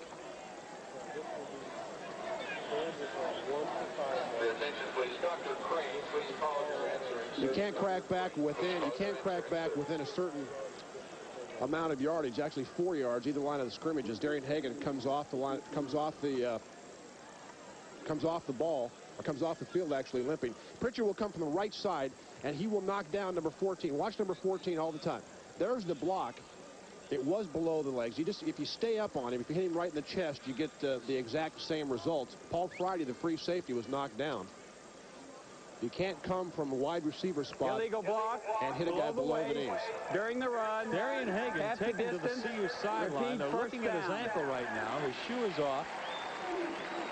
They're taking the tape off to see what's wrong with Hagan's ankle.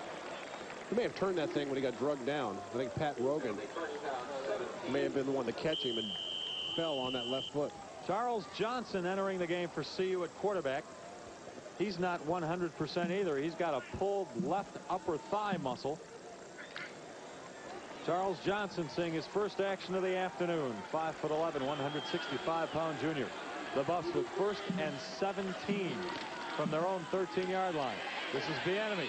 Dances his way across the 20 before a bunch of crimson and blue jerseys haul him down. Paul Friday, Hassan Bailey, and Pat Rogan among them. And as Mark McIntosh mentioned at the start of the game, if Charles Johnson cannot go, or if the game gets out of hand, you will see Vance Joseph, who played a little bit last week against Iowa State. This team has a lot of confidence in CJ. After that drive against Missouri, 2 minutes and 32 seconds, he takes him 88 yards for the touchdown. And so they really, you may lose a little bit in terms of explosiveness that Darian Hagan has, but the club respects Charles Johnson a lot. Johnson with 2nd and 10. Bieniemy, a lot of room. That second effort earned him the first down. Gain of about 11.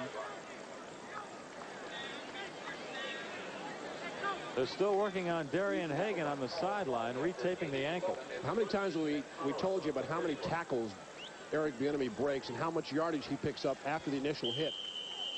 Right there, Paul Friday hits him, and Bieniemy, with great second effort, is able to drag Friday enough yards for the first down. 86 yards on 10 carries, not a bad average. 1st and 10 for the Buffs from the KU 31. 1 minute, 10 seconds to go in this first half.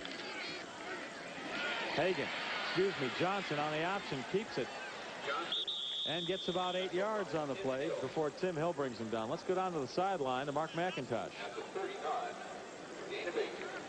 Darian Hagan's left ankle, it doesn't appear to be anything serious right now. They're just putting a little more tape on it to give him a little more support, and I would expect to see him back in the second half. He's putting his shoe and sock back on right now, back upstairs. 2nd and 2 for the Buffs from their own 39-yard line. The reverse to Pritchard. He scored touchdowns on it the last couple weeks. This time, though, gets it across midfield.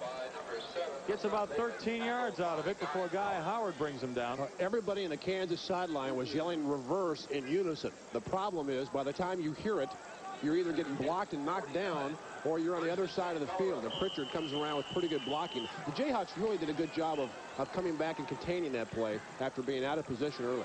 25 seconds to go. Johnson slams the ball into the turf. Let's keep track of the downs here, Dave. I'll tell you, the Kansas fans are. They're already booing. That series of downs will forever live in infamy for Colorado fans in the Big 8 Conference. It'll be 2nd and 10 for the Buffs. Boy, the Buffs love that reverse play, don't they? They ran it 3 times last week. Just another way to get the ball to Mike Pritchard. Elusive and great speed and just a big play guy. 2nd and 10 from the KU 49. Johnson to throw. A lot of time. Great protection. Has his man on the sideline, Pritchard. They're calling him out of bounds. Not only was he not out of bounds, I believe he had both feet down. You only have to have one in college. And I realize that we are quite a ways away from the playing field, but if we have a chance to see this one, and fortunately college football does not have an instant replay situation. Charles Johnson with all kinds of time to throw. CJ lets it go. Does Pritchard get 1 foot? How about both feet? Tough to see. They got 1 foot for sure. Anyway, that will not count. 3rd and 10 for the Buffs. 13 seconds to go in this half. Going deep. He's got Pritchard wide open this time. Down to the 26. They're in field goal range. Paul Friday, the tackle. Paul Friday knocked him out of bounds. See, defensively, that's too easy of a throw. Behind Friday and in front of Bailey, you'll see Pritchard on the right side just go to the corner. Friday's got to get over. The free safety right in the middle of the field. Bailey, the corner, didn't really control Pritchard off the line of scrimmage, and that safety has got to get further to the side, especially with nobody else deep. Well, with 6 seconds to go in the half, the Buffs and Jim Harper will attempt a 42-yard field goal. Against the wind. The kick is up. It's long enough. And it is right smack down the middle. And with 1 second to go in the half, the Buffs take a 20-10 lead over the Jayhawks. We're going to keep it right here for the ensuing kickoff. The Buffs with a 20-10 lead. They jump to a 17-0 advantage. But a turnover put KU right back into the game. And a nice drive engineered by Charles Johnson, who showed a lot of composure and poise, standing in the pocket and waiting for guys to uncover. They got the ball into their big play guys' hands a couple of times, and Pritchard. The Buffs with a 5-1-1 record coming into today. Undefeated in the Big 8. Kansas looking for its first win in conference play this year. Much tougher Kansas team than we've been used to in recent years. No doubt about it. They're bigger up front. They're more physically imposing. And to play in this conference, you've got to have big, strong folks up front that can control the line of scrimmage. That's why teams like Kansas State and Kansas and Iowa State, to a certain extent, Missouri in the last few years, that's where they're suffering. They've suffered in that regard. They've had pretty good skill guys, but unless you can really do a job up front on both sides of the ball, you can't win in the Big 8. You can't win really in any major conference. And CU coach Bill McCartney thinks the world of the Kansas head coach Glenn Mason in his first year last year. Mason and the Jayhawks went 1-10. Make that 2 years ago. Last year they were 4-7. So we're seeing good progress from the Jayhawks. Squib kick. Number 5, Matt Gay, running it back for Kansas. Finally knocked out of bounds by the kicker Harper. And that is the end of the first half, with the Buffs leading 20-10. I can't imagine head coach Bill McCartney very happy about the way this first half went, despite the fact his Buffs are up by 10 points. Well, they had a chance really to put the game away. It had 17-0. We've talked about the play, the sack of Darian Hagan, the ensuing fumble. The Jayhawks used a short field to get their only touchdown of the game, and that really emotionally lifted the spirits of the Kansas fans and players. And for most of the second quarter, I thought Kansas played a very good football game, and Bill McCartney will have to tell his kids, hey, this game is close. You cannot take Kansas for granted. They've got to come out in the second half. Colorado will have the football, drive down and score some points, and then just let the defense take over. Great afternoon for football here in Lawrence, Kansas. Not too cold, a little windy. Cloud cover. And we're going to come back to Memorial Field in just a few minutes. The Buffs lead it 20-10 at the half. Gasoline could reach $2 a gallon, but don't let arachnophobia scare you.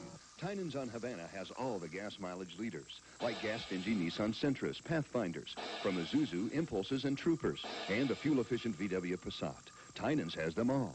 Don't let arachnophobia scare you. Tynan's has all the answers. You'll find just what you want at Tynan's. Nissan, VW, Isuzu, and used cars.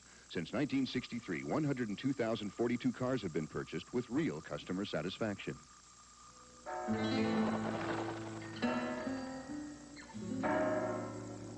Samsonite's Adventure Series luggage is perfect for those active vacations.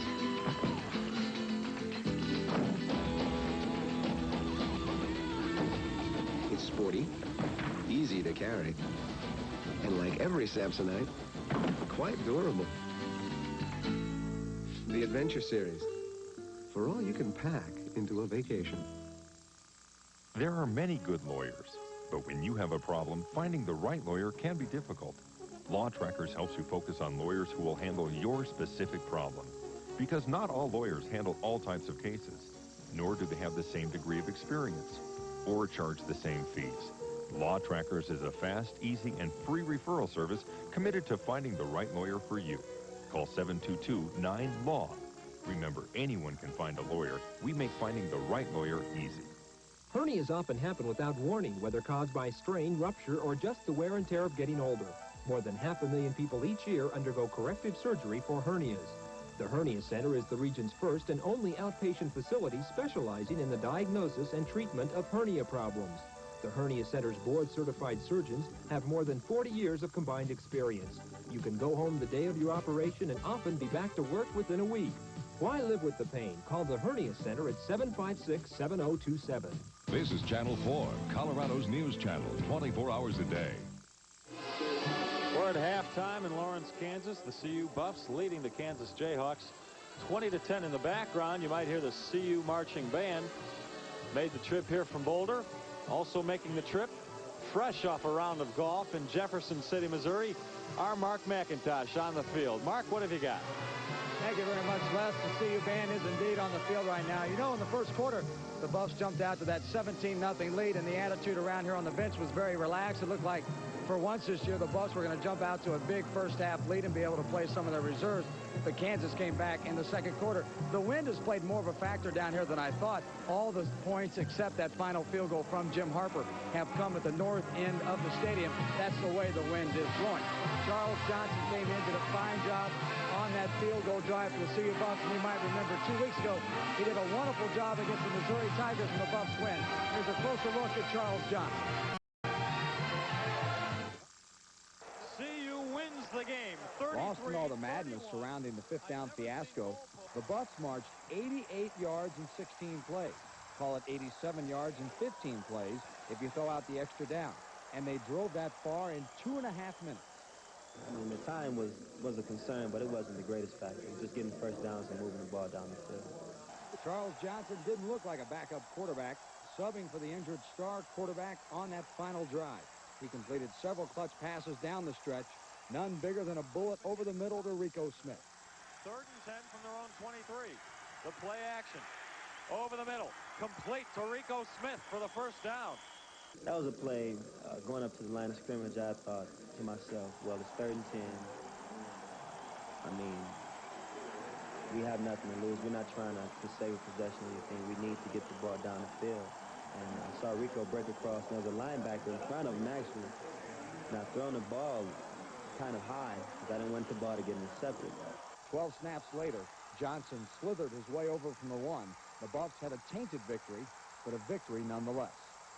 The Missouri game was Johnson's first collegiate start. The last time he started a ball game was back in high school, where he led his team to the Michigan State Championship on, you guessed it, the last play of the game. In fact, going in that last play, I thought about that. And I just tried to keep things in perspective. I could just think of numerous situations where people are under 1,000 times more pressure than what I'm under. I mean, this is a football game. I mean, there are kids out there who are poverty-stricken. Our parents don't know where the next meal might come from. I mean, and I'm out here, I mean, really doing this on my own because I chose to do it. Charles Johnson knows a lot about poverty and hunger. He grew up in a Detroit ghetto. Made a lot of good choices in his 21 years. Life and death decisions that are a way of life in the tough city. It's not surprising he's so cool when the heat gets hot on the gridiron. In Boulder, Mark McIntosh, News 4 Sports. A lot of Johnson's teammates like the kid, CJ, that he is the Gary Kubiak of the CU Bucks. You know, Kubiak comes in for the Denver Broncos, does a great job when John Elway is out. CJ's done the same thing. It'll be interesting to see in the second half whether Noah Gardner goes with CJ or Darian Hagan. Hagan's got that slight ankle sprain. CJ's got the quadricep muscle problem. Both are a little banged up. Both were effective in the first half. Back upstairs. Thanks, Mark. And, of course, if Hagan and Johnson can't play, we'll get another look at Vance Joseph, who played a little last week against Iowa State. We're going to take another break. We'll be right back in Lawrence, Kansas. What's the difference? Hank Brown led the fight against government waste and fought federal tax increases in Congress. Josie Heath has nearly doubled taxes in her 8 years as a Boulder County Commissioner. Now Mrs. Heath wants an oil import fee that would raise gasoline prices by 24 cents a gallon, costing the average family of 4 over $1,000 a year. When it comes to taxes, the difference is clear. Hank Brown, hard work and common sense for Colorado and the nation. Well, if you want to be the best team, you must be driven. Sure, you can enjoy your last victory or your last season, but you still have to go out and prove yourself again tomorrow. Because there's always someone nipping at your heels. But you must work hard to make sure that they never catch you. You just do what it takes to stay number one. Drive, that's how you get where you're going. It makes Chevy the leader in Colorado and the official car of the Denver Broncos. Taco Bell started again, oh my. $59.79.99. 3 new menus at a great new price. $59.79.99. Check it out. All our favorites have great new prices, like our delicious soft Taco Supreme and our great tasting Nacho Supreme. So run for the border. $79.99. Taco Bell started again. Run for the border.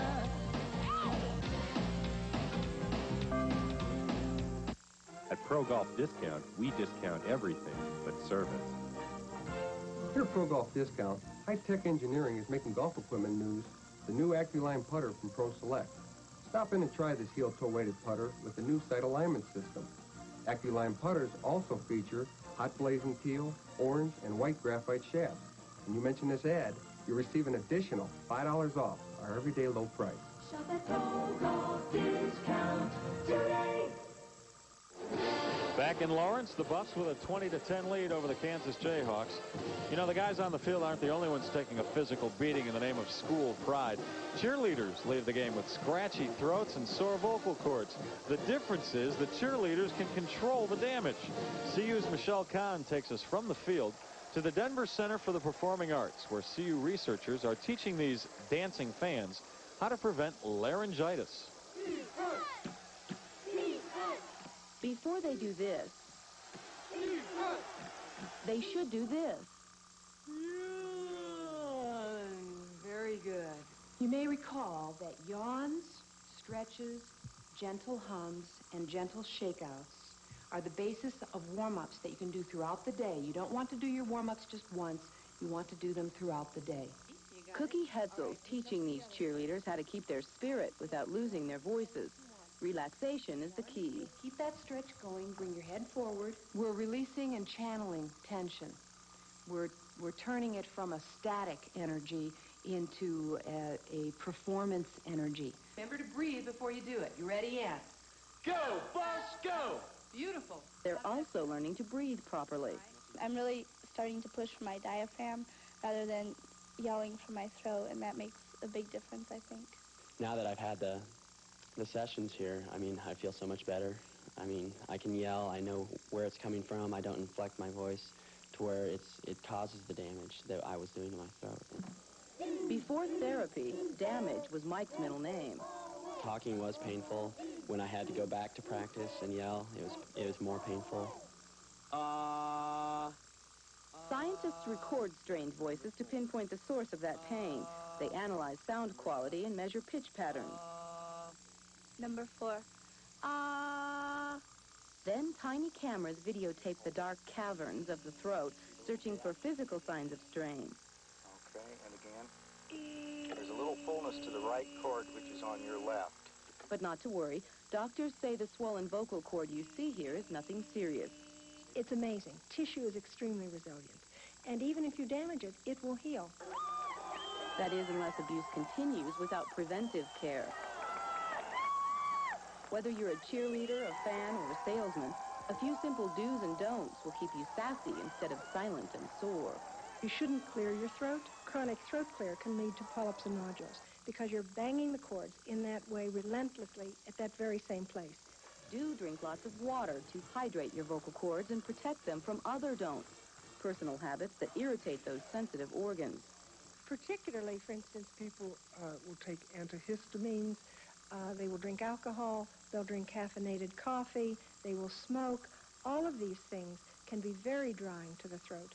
For these patients, the message is coming through loud and clear. Speak softly and carry a big megaphone. I think the fans should notice an improvement because our voices are more controlled than they used to be. They're no longer shouting their voices away, but they're still dedicated fans. In Boulder, I'm Michelle Kahn, reporting. We're getting ready for the second half. CU leads at 20-10. We'll be right back in Lawrence, Kansas. For 6 straight years, the full-size pickup from GMC Truck has retained more of its original value than any other in America. That's why sales of the Sierra are growing faster than any other full-size pickup. And we intend to keep it that way in 1991 with these new Sierras. And in 92, GMC Truck. It's not just a truck anymore. It's quality on the road. Now, get special incentives on 91 Sierras with automatic transmission. Yeah, the meeting with Nakamura went great. The way he was talking, it sounds like a done deal if we can deliver the plans by the 30th. Oh, we've got to give him a yes or no answer before he leaves town. Look, I got to go. He said he called from the airport. It's in the bag. Don't miss those important calls. Call U.S. West for an extra line just for your special customers. U.S. West, making the most of your time. Bronco fans, do you remember this great moment in Bronco history? It's called The Drive. In the closing seconds, John Elway directs the Broncos 98 yards to the 1986 AFC Championship with a 23-20 win over Cleveland. Keep track of the scores of these Bronco moments and play the Soundtrack Scoreboard Sweepstakes. Win a chance at the ultimate home theater system from Mitsubishi worth nearly $10,000. Pick up your scorecard at Soundtrack locations. Get a coupon worth $5 off any purchase, $20 or more. The Soundtrack Scoreboard Sweepstakes, only on Channel 4. Ordinary financial institutions hand over big returns to their owners, which doesn't leave many happy returns for their customers. But credit unions are a whole different picture, because credit union members are owners of a not-for-profit cooperative that gives them more. Just picture how you could profit from a difference like that. Credit unions, a whole different picture. For more information about Denver area credit unions, call 427-4222. Once again, the Buffs up 20-10 at halftime in Lawrence, Kansas, and let's take a look at some of those highlights from the first half. Colorado got out to a great start, and they did so early, which they haven't been able to do. Bieniemy here with a nice move to the outside and showing you some of that speed he's had. Eric Bieniemy out racing the Kansas secondary. That there put the Colorado Buffaloes ahead 7-0, actually 10-0. This the second touchdown. Nice play action fake by Darian Hagan, and Mike Pritchard all by himself. As Pritchard had just run straight down the field, you can see the Kansas safety undercut the play, and Mike Pritchard again on the receiving end of a big touchdown pass from Darian Hagan. That made the score 17-0, and it looked like Colorado was going to run away with this football game. But disaster struck the first play of the second quarter. Darian Hagan is sacked. The ball comes loose. Still, nobody has the football, as Peebler certainly doesn't. Bieniemy comes up off the ground with the ball, but you can see both officials signaling that Kansas takes possession. They did. They score. Take a second look at it. Hagan back to pass. The weak side blitz. The ball is loose, but watch who comes up with this football. Tough to see. Darian Hagan, trust me, did. Nevertheless, after the blitz by Rogan, Kansas scored. And here's the touchdown pass. A nice throw from Hillary. And you can see Drayton just out-jumping Dave McClellan. McClellan actually fell down on the play, was called for pass interference. And there's the reaction of Chip Hillary and some of his Kansas teammates after they got their initial score and really climbed back into this football game. Look at some halftime stats here. CU clearly outgaining KU. 218 total yards to 95 for KU. Time of possession fairly close also, but that's only because CU has scored so quickly all game and is consistently kicking off to Kansas. Well, we'll return to Lawrence for more halftime activities after this message from the University of Colorado. Welcome to the University of Colorado. We're asking a question, and we're looking within to find out something about human nature. We have the finest undergraduate education that anyone can get here at the University of Colorado. All that's required is a student be deeply interested and committed to the work.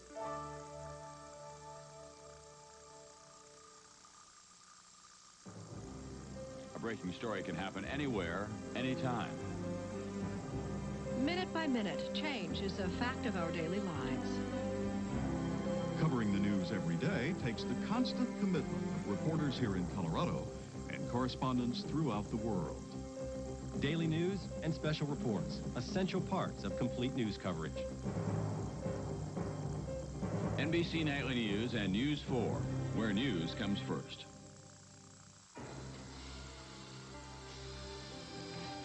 In the 1870s, the Colorado National Banks helped finance the Denver, South Park, and Pacific Railroad, and Colorado started picking up steam.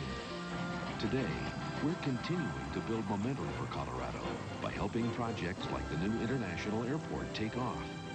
Commitment to Colorado, past, present, and future. Colorado National Banks. Hi, I'm Jake Jabs, owner of American Furniture Warehouse, and we're one of the few dealers in Colorado that buy carpeting by the carload, and that's no bull. During our factory overstock sale, you can buy this Monsanto wear-dated trackless Brisé carpet for $7.99 a square yard and 28 new colors. or this thick and full sculptured multicolored carpet is $7.99. Or this luxurious plush smooth Saxony carpet with stain shield protection is now only $10.99. At American. We're taking inflation by the horns here at American Furniture Warehouse. Reynalda Muse, John Ferrugia, and Ed Green. Weeknights at 6:30 here on Channel 4. Today's game is being brought to you by Samsonite and by Grease Monkey, both proud companies for Colorado, and by Kinko's, the Copy Center, by U.S. West, and by Taco Bell. Back in Lawrence on the field right now, Mark McIntosh with head coach Bill McCartney. Thank you very much. You jumped to a 17-point lead on their first touchdown. Your fumble set it up. I know you have reservations about who recovered that fumble. Well, I don't know. You guys tell me. It didn't look like he fell on the ball. It didn't look like he had possession of the ball. Did he have possession? It looked like on the replays that Hagan recovered it. Yeah. So I mean that gave him 7 points, and then they called that long run on Hagan back because they said we blocked below the waist while the ball was still behind the line of scrimmage. I don't think it was. I think Hagan was across the line of scrimmage, and then you're allowed to block below the waist. So I think they missed that one too. Your defense hung tough. They could have went in and scored a touchdown late in the half, but you held them to a field goal, and then you went down and kicked a field goal. Big momentum swing. Well, I feel fortunate to get those 3 points right before the end of the half. But here's the key. The key is the third quarter with this win. We're going to take the ball. They'll probably knock it over the end line. We're going to have to march it off our own 20. If we don't, we're going to kick into that win, and they're going to have field position. Hagan back in there? Hagan's back. Coach Bill McCartney, a little better mood than he was last week against Iowa State, although his Buffs hold just a 10-point lead at halftime. Back upstairs. All right, thanks, Mark. Well, you heard the strategy Bill McCartney is going to try to use here right off the bat in the second half. Let's take a look at some scores around the country right now. The top-ranked team in the nation, the Virginia Cavaliers, losing in the second quarter to a Wake Forest team that we didn't know had that kind of gumption. And the score from the Big 8 Conference, Oklahoma, the 16th ranked team in the country, shutting out Iowa State in the first quarter, 14-0. The Sooners lead state. Right here, it's CU 20 and KU 10. Kansas will be kicking it off to the Buffs.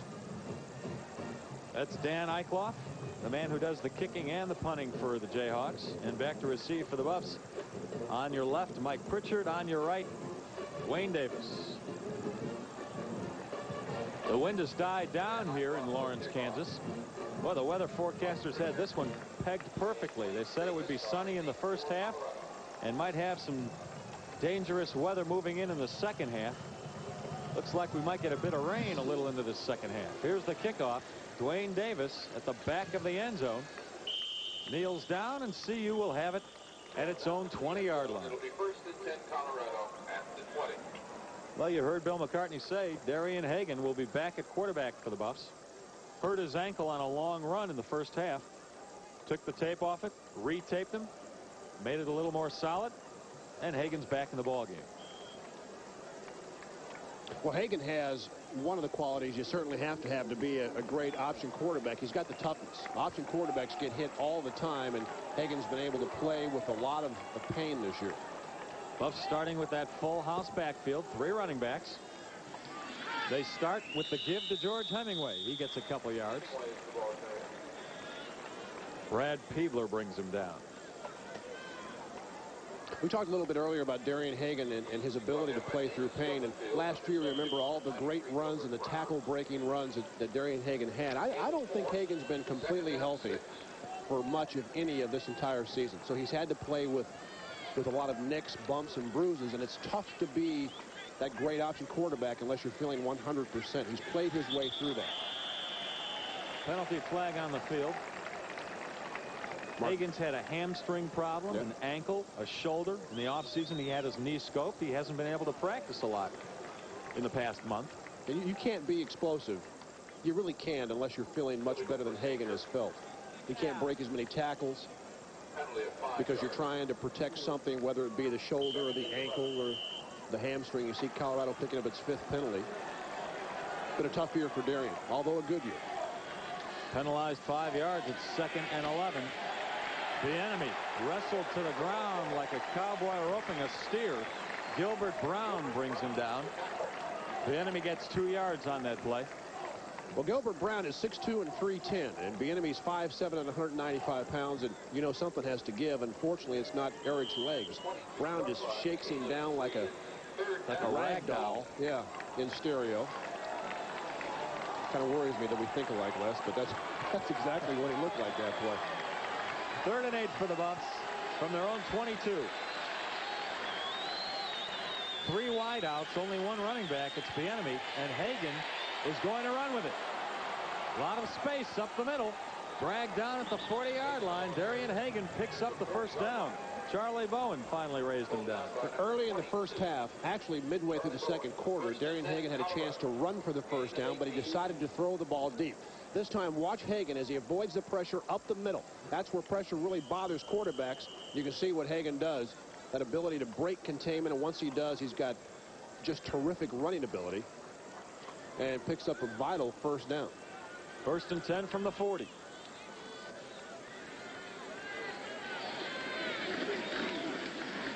That goes to the first man through, Hemingway, and he falls forward for another 4 yards. Lance Flashbarth and Wes Swinford bring him down. See, defensively, Kansas now has to think about trying to put more people in the line of scrimmage. As Bill McCartney said, CU going against the wind in the 3rd quarter. You don't really think that Colorado will throw the ball much, if any, on this drive.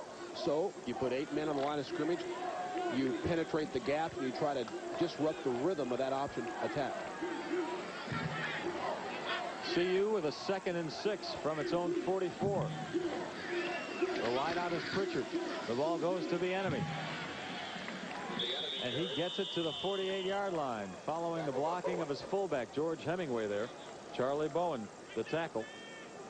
Gets behind Ariel Solomon and Joe Garton. Garton, by the way, starting his 40th straight game in a Colorado uniform. That sets a school record.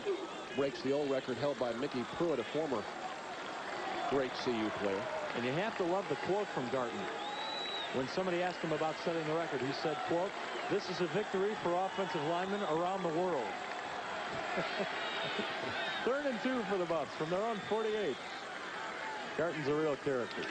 Not to mention a heck of a football player. Eric Bieniemy across midfield to the Kansas 48-yard line. Friday, the tackle. And another first down for the Buffs. But whoever coined the phrase smash mouth football must have seen this drive, because that's what it is. Hemingway in front of Bieniemy, looking for inside penetration. Bieniemy again first met by Friday with safety.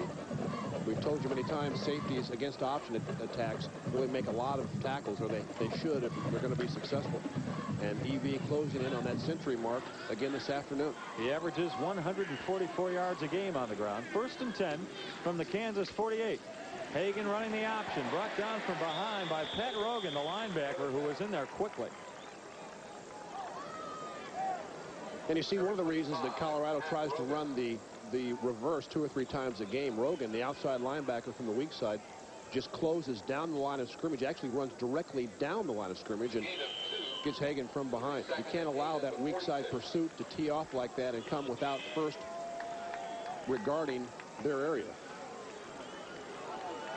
It's 2nd and 8, so Hagan picked up 2 yards on that last play.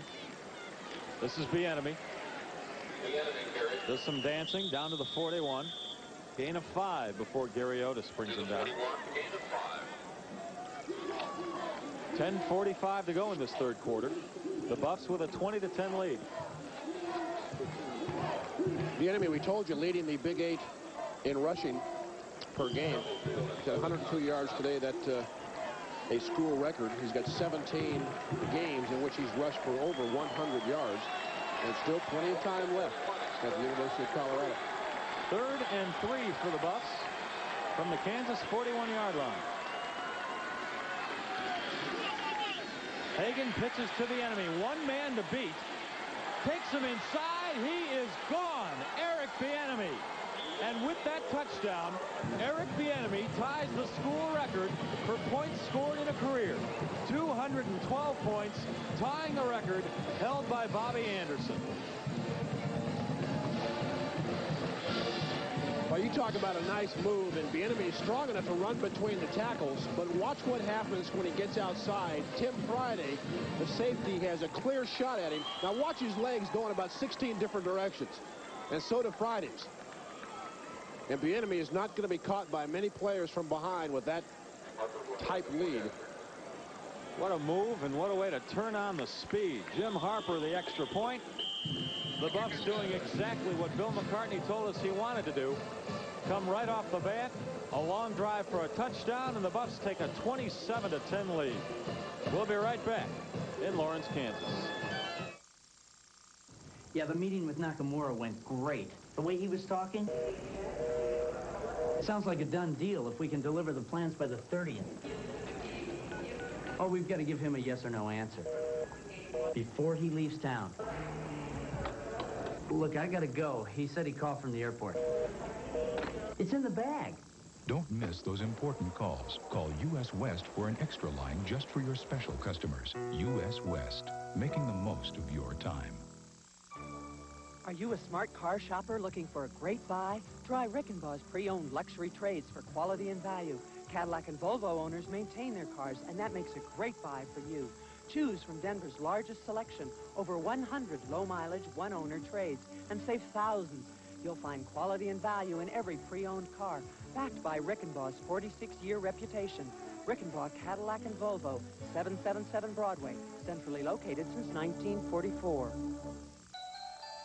We've got a challenge ahead, and we're gonna make it. Opportunity here, and we're gonna take it. With our teachers and families, our friends at News 4, we work so well together, and we keep on. We just keep on. We've got hope for tomorrow in dreams that we've made, and it's gonna come true if we just keep on making the change. You'll see Mike Pritchard from the left side get a nice block, but folks, this is called giving it and taking it back. Watch as Bieniemy gets to the corner, and watch this move as he completely stops Tim Hill in his tracks. Hill, the cornerback, really had an excellent chance to hold that play to about a 6 or 7 yard gain, but that's what you need, and that's what option football is all about. You get a one-on-one situation, you've got to have backs that can make people miss, and that's the epitome of just that. Harper kicks off. Maurice Douglas lets it bound into the end zone. No run back, and KU will start with it at its own 20. Dave, talking about Eric Bieniemy, a lot of people project him as a first-round draft pick in the NFL. Do you think he has what it takes to be a successful running back in the NFL? And obviously, I'm talking about size. No question about it. As you see the Iowa State-Oklahoma game, the size, I think, is not going to be a factor. Bieniemy is tough enough to play in the National Football League. He is certainly gifted enough athletically, and I think any team that gives him a chance to make that club is going to be really pleasantly surprised with the results. 3 wide receivers in the game. Chip Hillary throws it to one of them, Kenny Drayton. He's close to the first down, gain of about 9 yards. I think you're going to see Kansas do a lot of throwing from here on out. Well, this is a good throw, but it's a better catch. Drayton has Deion Figures draped all over his shoulders. Figures close to getting a hand in there, and an excellent catch by Drayton on just a slant pattern. This will be a drive that Kansas needs now to generate some of that enthusiasm they had in the second quarter, to get the fans back in it, and ultimately, from their standpoint, hopefully score. Kansas in I formation. The fullback Douglas gets it across the 30. A couple yards on the game. Biekert right there. Renfro right there. Conversely, this will be a big drive for the CU defense to hold Kansas in their own territory and to give that offense a second opportunity here in the third quarter. Joel Steed also there. He's quietly having a pretty good game for the Buffs. Fine nose tackle, 6'2", 280-pound junior out of Aurora Hinckley High School. First and 10 for Kansas from its own 31. 9:10 to go in the third quarter.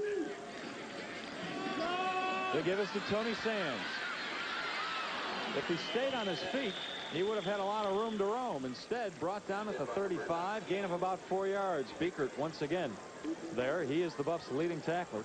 We talked about Tony Sands earlier, a counter play. You get 2 offensive linemen out in front. They try to kick out Canavis McGee and do a pretty good job. Sands really has much of the same ability as Eric Bieniemy to break tackles, but he has not been able to do it today against this defense. 7 rushes for 4 yards. His uncle is Michael Irvin, the former Miami of Florida outstanding wide receiver, now with the Cowboys.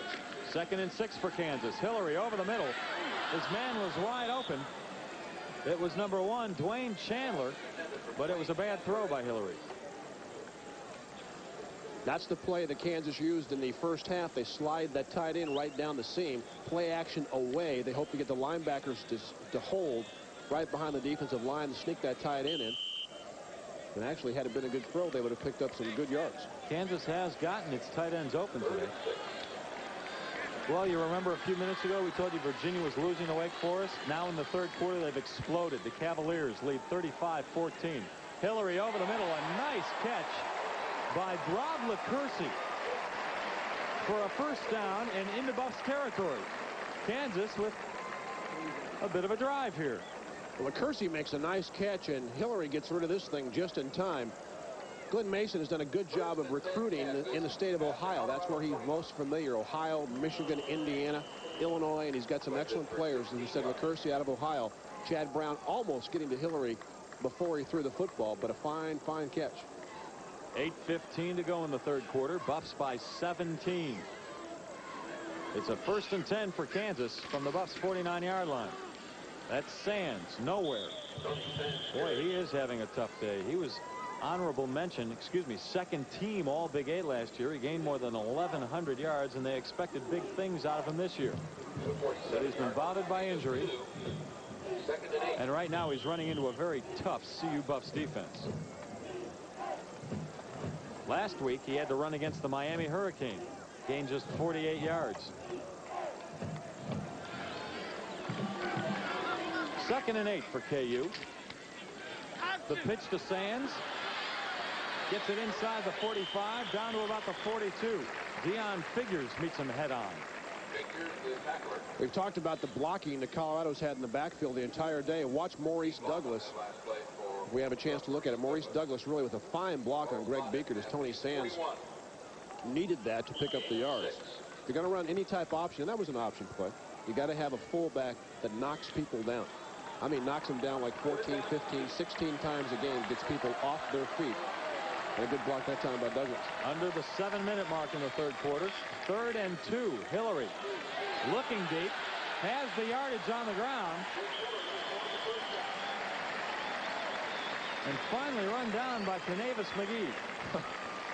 Well, defensive linemen are taught to find the football. Watch number 99, Leonard Renfro, coming from the top of the screen as he will buy this fake and actually start chasing the running. Oops. Hillary still has the ball that Renfro had contained, and thus Hillary gets outside and gets enough yards for the first down. Got to find that football as a defensive lineman, and sometimes it's pretty tough to do. Another first down for Kansas. They're down on the CU 38-yard line. Hillary running the option, keeps it. There's a fumble, and CU's Greg Thomas falls on it. Let's see if they call the ball. Yes, they do. CU's way. For a second, we thought they might have said that Hillary dropped the ball after he was down, but no. It is ruled a fumble, and it is ruled CU's ball. I think Chad Brown from his inside linebacker spot gets to Hillary. Let's see if we can see number 34 slide down the line and pick up Hillary when he makes the cut. There's Brown, and there's Gary Howe, both players. Hillary trying to duck up inside.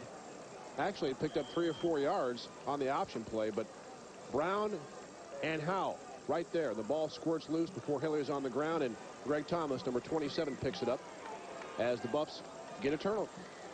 6:29 to go in the 3rd quarter. The Buffs 1st and 10 from their own 27.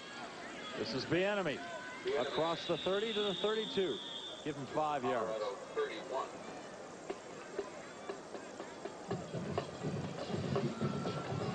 Well, you would hardly know that Bieniemy missed a bunch of practice this week with a tender shoulder. He's already well over the 100-yard mark for the afternoon, and we still have a quarter and a half to play. Well, he like Hagan, is a tough kid. I mean, he is mentally tough. He's physically tough, and he can play through pain. He's had to do that much of his career. 2nd and 6 for the Buffs. First man through is Hemingway. Stacked up quickly.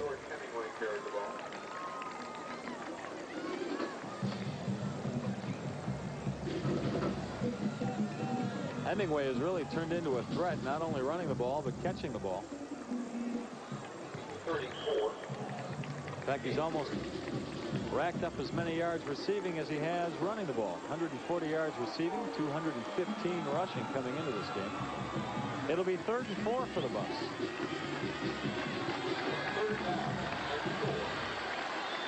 The KU crowd trying to raise the defense from the dead right now. Hagan throwing. Wide open is Pritchard. Gets it down inside the 40-yard line. Tim Hill finally runs him out of bounds. Dave, answer me a question. Mike Pritchard is the only guy they're lining up at wide receiver, and he is so open.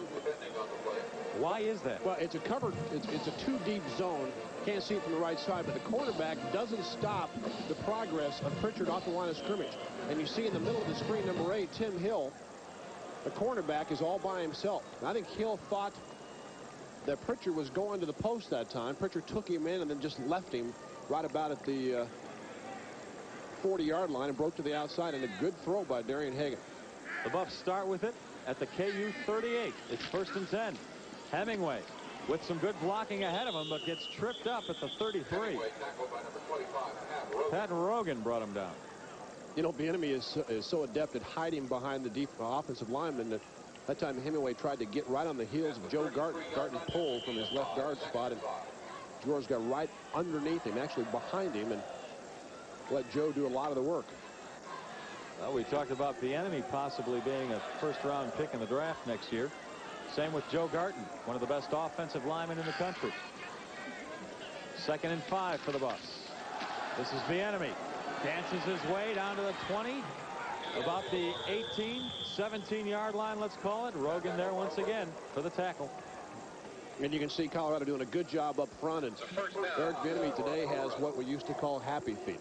They're moving 100 miles an hour and going every which way direction. Your hips going one way, your legs going the other. Breaks tackles. Once he gets right to here, watch his feet. I mean, he is digging, planting, and cutting, and really doing a terrific job of running the football. And it's got to be tough for the defenders to spot a little guy like Bieniemy running through. 1st and 10 for the Buffs. Hemingway gets it to about the 15. We'll call it a gain of 2.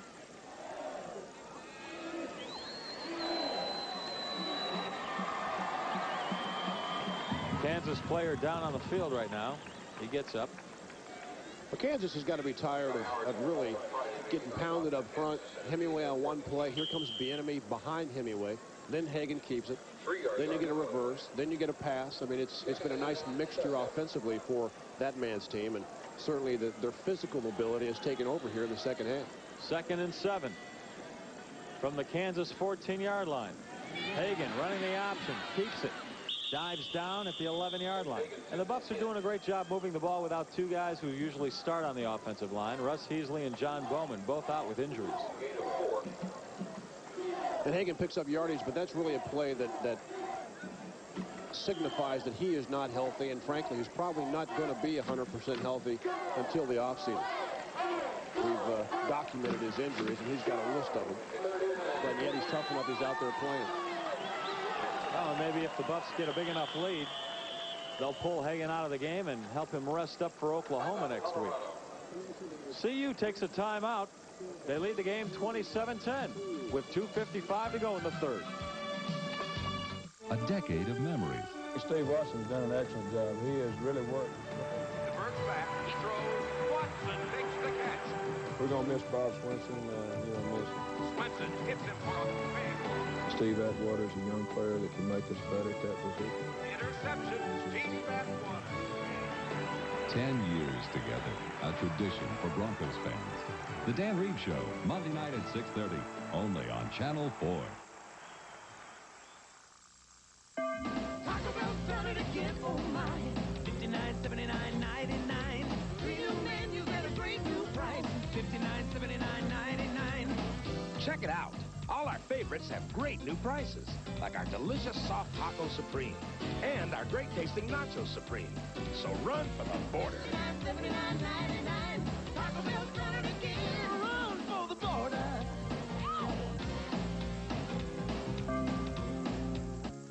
A time to care message from United Airlines.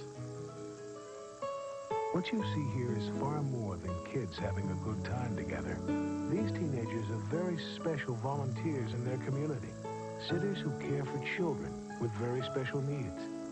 And what you're seeing is enough energy and hope to really make a difference. This Time to Care message was brought to you by United Airlines, rededicated to giving you the service you deserve. 2:55 to go in the third quarter. The Buffs with a 27-10 lead and threatening to score once again. Then you see Darian Hagan as he moves up the charts, 22nd in terms of career rushing, 11th in passing, and still another season and a half to go.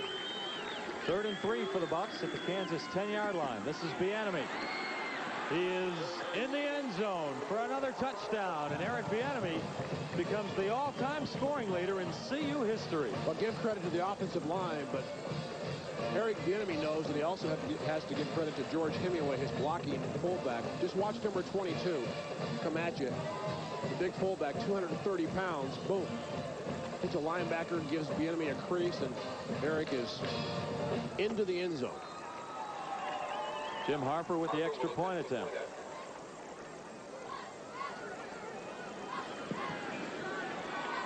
And the CU Buffaloes take a 34-10 lead against the Kansas Jayhawks. We'll be right back in Lawrence after this message. Dear Dad, I know you didn't want me to put off college for the Army, but Dad, I'm learning things here that are really going to help me succeed, no matter what I do. Qualify for the GI Bill and the Army College Fund and earn $17,000 for college for only a 2-year enlistment, or $25,200 for a 4-year enlistment. Dad, now I'll get the most out of college and the best from myself. Be all that you can be. Get an edge on life in the Army. When you drive as many miles a year as I do, you gain a lot of respect for the guys who keep you going, the professional mechanics who fix your car. It takes a lot of smarts up here to stay up to date on electronic and mechanical procedures for more than 300 different car models, and they change every year. Respect them? You bet I do. And when these professionals insist on quality auto parts without running all over town, they turn to CarQuest Auto Parts stores. Yeah, you'll find it at CarQuest. Yeah, the meeting with Nakamura went great. The way he was talking, it sounds like a done deal if we can deliver the plans by the 30th. Oh, we've got to give him a yes or no answer before he leaves town. Look, I got to go. He said he called from the airport. It's in the bag. Don't miss those important calls. Call U.S. West for an extra line just for your special customers. U.S. West, making the most of your time.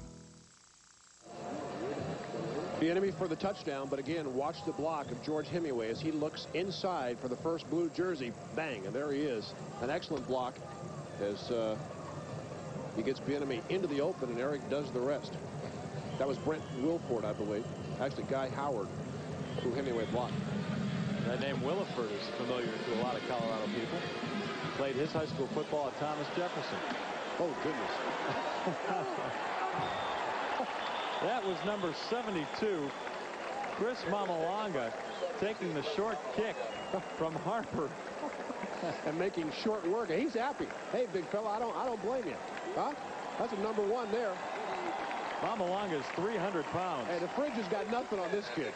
Look at that. Bang! I'm going to run over this guy. Give me somebody else. Just hang on the ball, Mamalonga. Glenn Mason may put him at fullback in the next couple of 3 games. Why not? Huh? Gotta like that. I wouldn't get in his way. Good night. 1st and 10 for Kansas from their own 28-yard line. There's 2:44 to go in this third quarter. Hillary over the middle. He's got Douglas, his fullback, up to the 39-yard line. 11 yards on the play.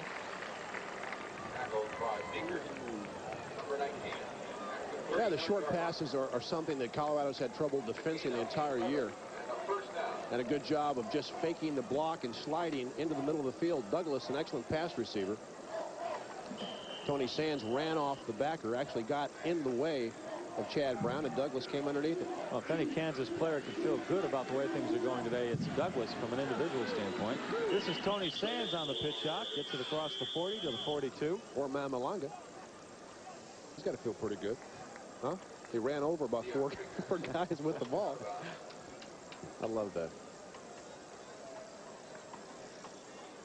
Tony Sands struggling today. Right now, let's go down to the field and our Mark McIntosh. Mark? Thank you very much, Les. You guys have talked all day long about the good job Glenn Mason is doing rebuilding this Kansas football program. An impressive stat, 20 of the 22 starters in today's ball game are all underclassmen. Back upstairs. Well, they just might be a team to be reckoned with in the next couple of 3 years. 2nd and 8. They try a reverse. But Alfred Williams is right there to stick it to Ron Page. I'll tell you, usually a reverse is going to work if you get one guy blocked. And Alfred Williams stares this thing down, and Ron Page had nowhere to run. If Alfred Williams is not there, watch the flow of the defense to the right side. Now, it is wide open. And Williams just pins Page in the backfield. An excellent job of staying home, making sure the ball goes away, and you see nothing flashing to your side. And, of course, Alfred Williams has seen a lot of plays in his career at Colorado. Sun trying to break through the clouds. Kansas with a 3rd and 12 from its own 38. Hillary to throw again. The quick out goes to number 2, George White. Nowhere near the first down, however, and Kansas will have to punt the ball again. From its own 44-yard line, Dan Eichloff comes in to punt for the Jayhawks. And back to receive for the Buffs, Dave McClellan. The third quarter really has been much the same as the first quarter in terms of Colorado production. Of course, they'll have to be careful in the fourth quarter. McClellan averages 14 yards per punt return. He will field this one at his own 10. And he breaks it up the middle. There's only one man to beat, and now there's nobody to beat. Drayton has the angle on him, but McClellan will get into the end zone as he taunts that last man, Drayton. Dave McClellan with his 2nd punt return for a touchdown on the year. That one for 90 yards. And the Buffs are putting away the Jayhawks. You could feel this one coming, and McClellan has great speed, but he also is big enough that he breaks a lot of tackles. This is not a bad kick. It's really not a line drive, and Kansas had decent coverage. You saw McClellan take a peek. When he breaks this right there, and the little hop, skip, and a jump, McClellan's off to the races. He's under 4.4 in the 40. So there aren't going to be many folks catching from behind, and Drayton, although at the angle, just sees McClellan run away from him. Dave McClellan, the senior from Loveland, Colorado.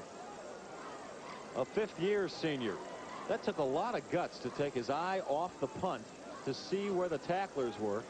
And then look back towards the sky, bring that one in, and go 90 yards with it. Yeah, you got to do that. You got to do it so you can pick up and see as to whether you should call a fair catch or not. And you talk about first-round draft choices as we were with Bieniemy. McClellan is going to be a high pick in this spring, too. Harper, the extra point. He's got it. And Colorado now with a 41-10 lead over Kansas. Dave, I'm wondering if you're going to see a number of 2nd and 3rd stringers in this ball game now. Oh, I don't think there's any doubt about it. Bill McCartney would like to play everybody that made the trip to Lawrence, and now with the way this club has played the third quarter, he is afforded that luxury. And again, McClellan really has stepped in and done a great job for Jeff Campbell, who was a mid-round draft choice of the Lions. Watch him pick and choose where he goes, and watch the explosive ability right there makes a Jayhawk miss. And once again, when you get a kid with that kind of speed, with that much room in front of him, you can forget it. And he knows it's over about the 20-yard line. I'm flabbergasted at how quickly he was in open field. But you've got a problem as a punt coverage team when you've got a guy returning the football that's running as fast at you as you are running down the field, because you can't break down and make the tackle. He gets to you before you have a chance really to slow down. Well, Bill McCartney, the head coach of the Buffs, very concerned at the half when his team led by just 10 points.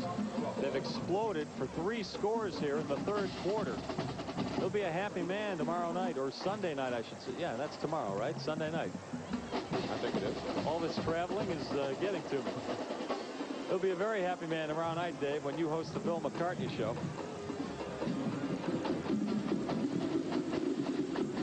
The kickoff to George White, who fumbles it, picks it back up. And he's probably sorry he picked it back up. Terry Johnson there to get him.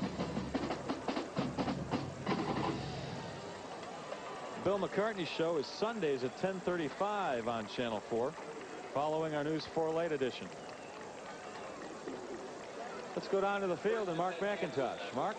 Thank you, Les. A very light rain has begun to fall here at Memorial Field, and the fans, well, take your pick. 31-point lead for CU or the rain. They're heading for the exits. Back upstairs. Can hardly blame them. Kansas with a 1st and 10 from its own 23. This is George White, and Eric Hamilton racks him up. Gets about 3 yards on the play. George White is a freshman running back from Allen, Texas, a true freshman.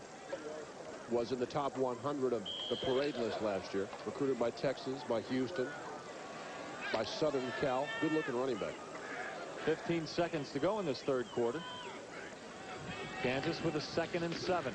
That's White again. Pushes his way to the 29. Another 3 yards. Chad Brown there to stop him. And that's the end of the 3rd quarter. Score Colorado. The 3rd quarter ends. CU with this game well in hand, leading Kansas 41-10. Last year, J.D. Power and Associates ranked my Buick LeSabre the most trouble-free American car. This year, LeSabre is once again ranked most trouble-free. And to the competition who said, wait till next year, it is next year. Get the facts. Buick is better.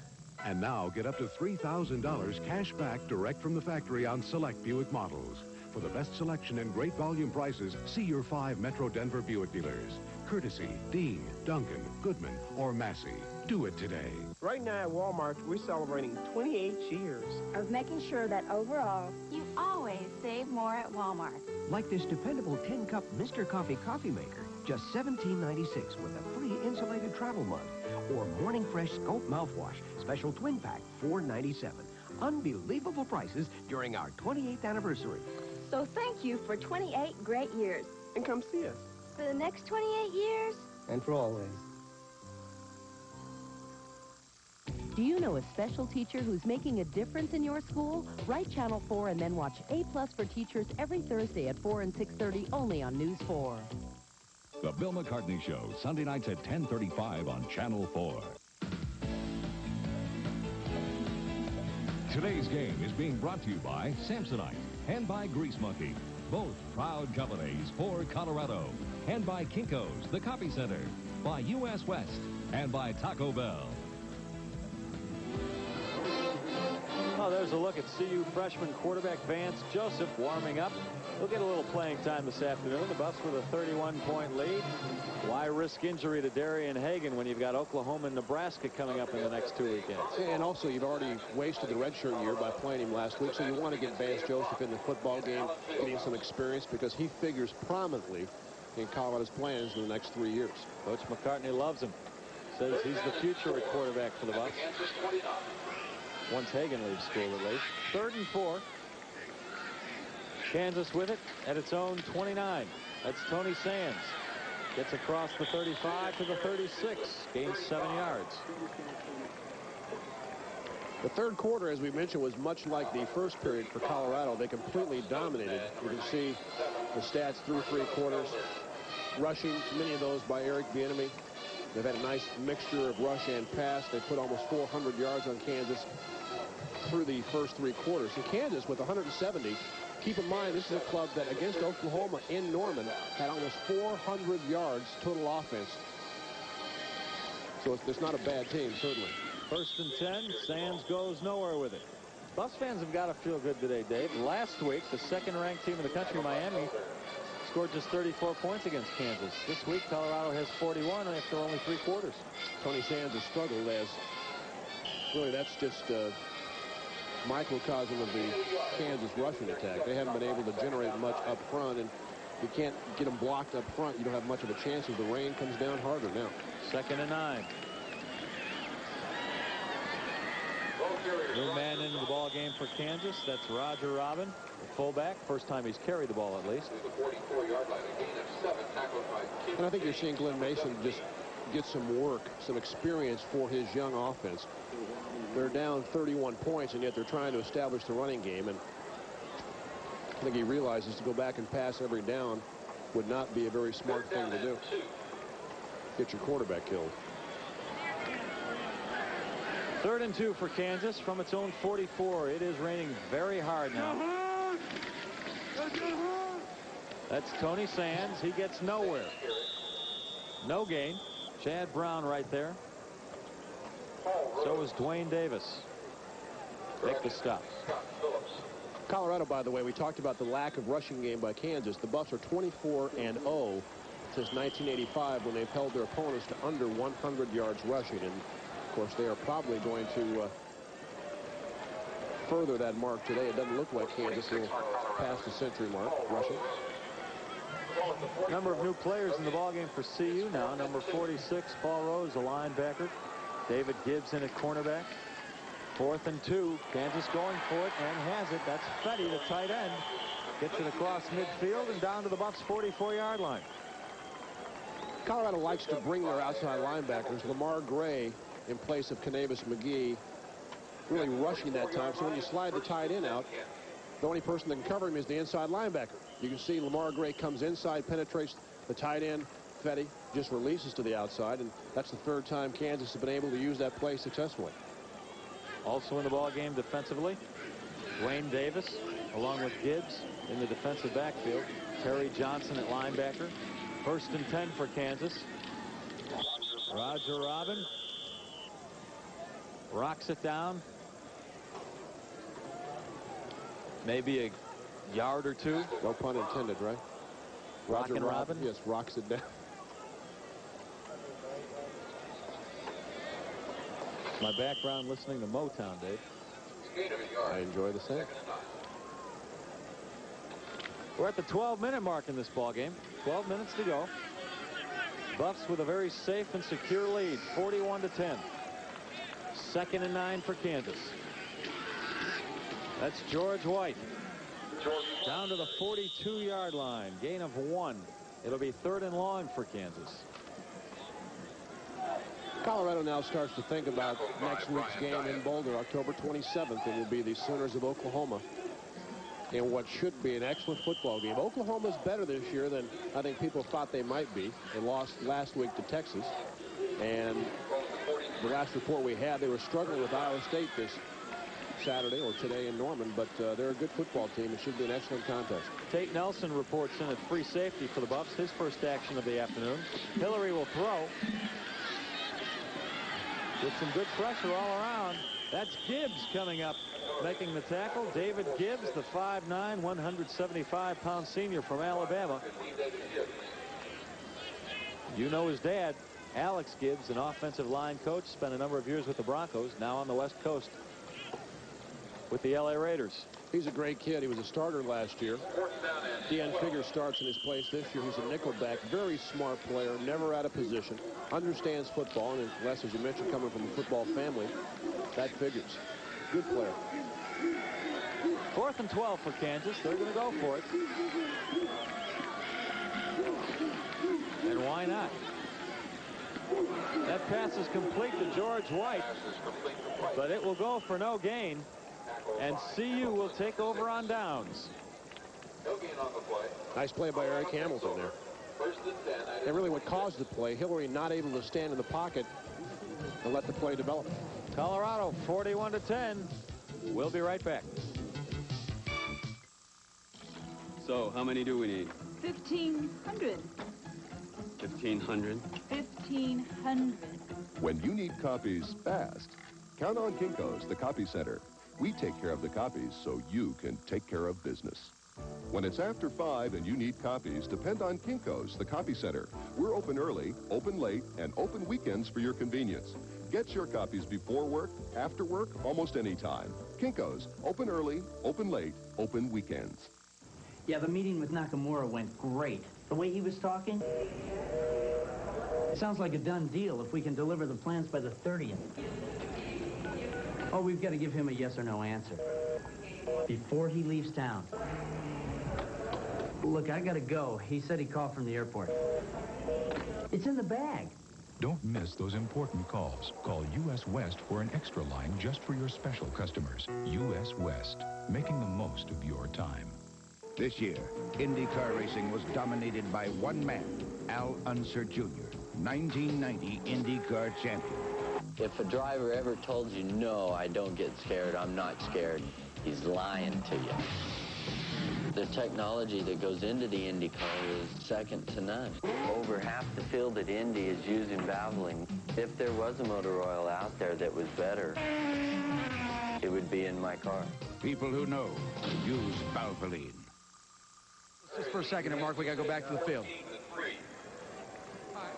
We didn't leave. We'll be back to Mark Randall. Tell us what kind of ball club you're going to have this year. I think we're going to be a very young team. We lost about 5 out of our 6 top players last year, and we've just got a bunch. We got some guys coming back who've had experience, but for the most part, we got guys coming back that have never played in major college basketball. So it'll be a fun year. It'll be a learning experience as we continue to grow as the year starts, and then hopefully be better down the road. Speaking of experience, you had a great experience this summer playing in the World Games. You bet. It was a great experience. I got to play with a lot of top players in the nation, and we got to do a lot of traveling. We went down to Argentina to play down there in the World Championships, and didn't quite do what we wanted to. Came back with a bronze and a silver medal. We wanted to come back with 2 golds, but those things happen. But I had a very good experience with it. Mark, good luck this year. Thanks a lot. Appreciate it. Mark Randall from Inglewood, forward on the Kansas Jayhawks basketball team. Back upstairs. Well, about 4 years ago, he was possibly the best player in the state at Cherry Creek High School, Mark Randall. I'll tell you, he is an excellent player now, too. He's filled out. He's much bigger and stronger than he was when he first got into college. Good transition player. I think he has a chance to be an excellent pro player when given a chance. Gain of 2 yards down to the 43 for the Buffs. It's 1st and 10. 9:05 to go in this game. Vance Joseph in a quarterback. And Joseph will keep it. Trying to turn around the corner. Inside the 40, there's a flag on the field. There's a flag on the play. Paul Friday made the tackle on Joseph. Probably going to be holding. A host of new Buffs in the ball game now. After the referee makes his call, we will tell you some of the boys who are in now. Along with Joseph at quarterback, you've got Chuck Snowden at running back. Also Greg Lindsay in the ball game at running back. Well, tough to see as to where the holding is. But Joseph, it might be on the tight end, as you see David Brown working on the outside linebacker from Kansas, Mark Slider. Brown hasn't really had a chance to play. A former linebacker. That's a tough transition in his senior campaign. Played linebacker his entire career. Wanted a chance to play tight end. Asked Bill McCartney and his staff, and they said fine. He's turned out to be a pretty good player. And that, in fact, was the call, holding on the Buffs. So they'll have a 1st and 20 from their own 47. James Hill in the ball game now for the Buffs at running back. There's a fumble on the reverse, and it was picked up by Rico Smith. That could have been trouble. Smith falls on it for a loss of 6 yards. Kyle Moore forced the fumble. Well, penetration really got to Joseph before he could pitch the football. You'll see more there. It's a bad feeling as a guy running in reverse. You see the ball on the ground, pick it up, and you know the timing of the play has just been screwed up. Rico Smith slips down. That could have been sparing easily as Chris Mamalanga. There he is again. You like saying his name, don't you? Not particularly, but he's big enough that I think I'm trying to say it right. 2nd and 26. Joseph with a screen pass to Snowden. Cuts it inside. Good move. Runs smack into his own man. They are hurt down there.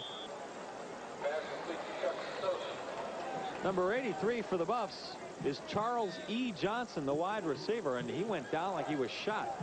This is the screen pass that Colorado has run successfully. Snowden with a nice little burst here, gets up behind the blockers. Now watch as he slips into Charles Smith. Both feet will go out from underneath him. That could have been a dangerous play. You see what the rain has done to the field. It's made it a little bit slippery. Of course, not nearly as slippery as it was a couple of weeks ago, but we'll leave that alone. Buffs have 3rd and 12. Joseph to throw again. He was looking for number 83. Charles E. Johnson again. Incomplete. Tom Ruin will come on to punt for the Buffs. We've got a score from Oklahoma. The Sooners leading Iowa State, but not by much. At the half, it's 28-17 Oklahoma. Nebraska leading Oklahoma State 7-0 at halftime. That's somewhat of a surprise. And in the second quarter, Missouri over Kansas State 14-3. The Buffs' Tom Ruin to punt. He gets it off well into the end zone.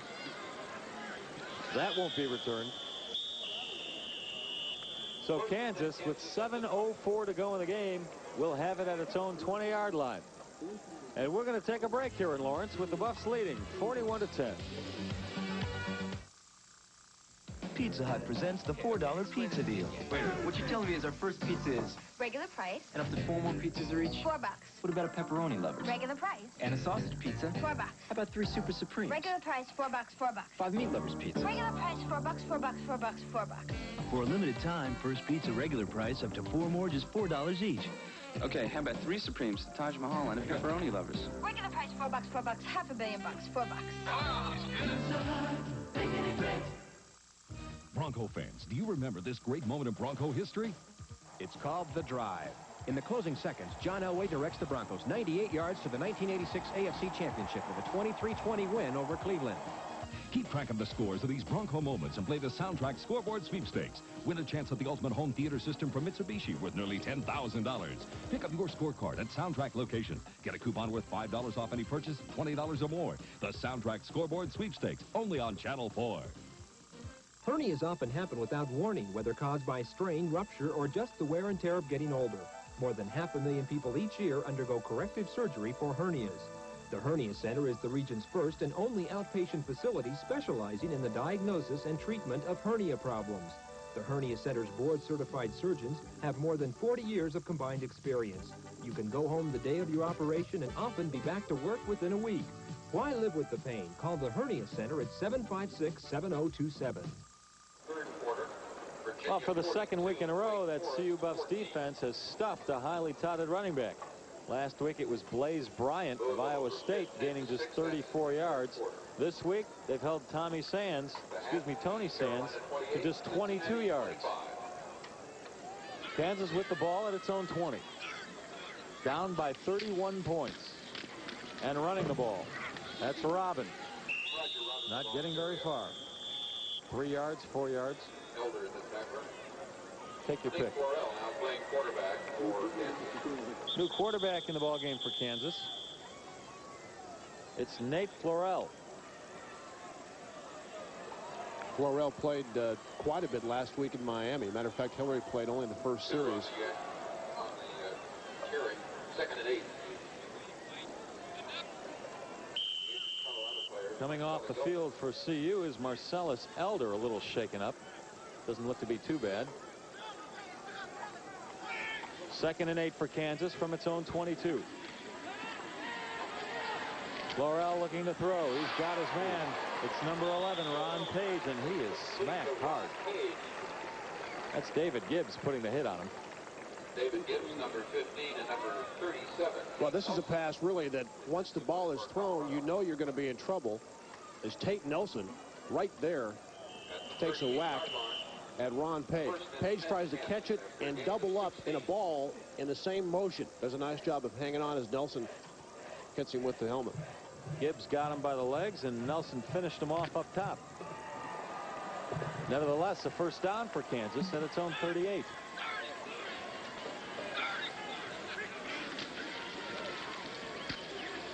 The pitch to Shaka Johnson. I almost said Shaka Khan. Rock and roll star.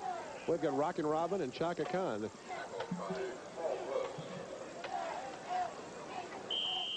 One yard on the play for Johnson.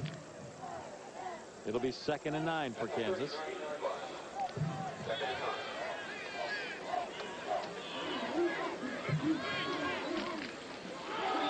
Another running play.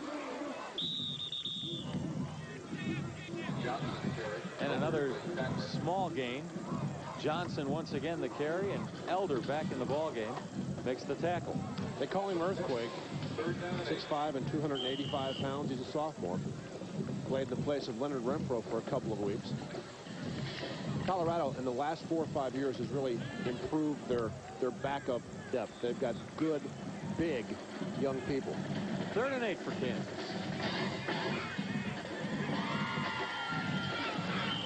And Floral just trips over his own feet for a loss of 5 yards back at the 35. Kansas will have to punt here.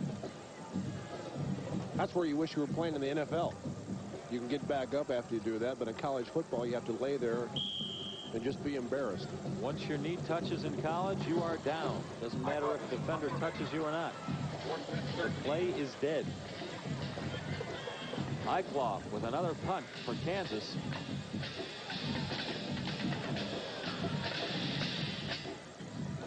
Rico Smith returning for the first time all day. Gathers it in at the 17. Tries to turn it wide.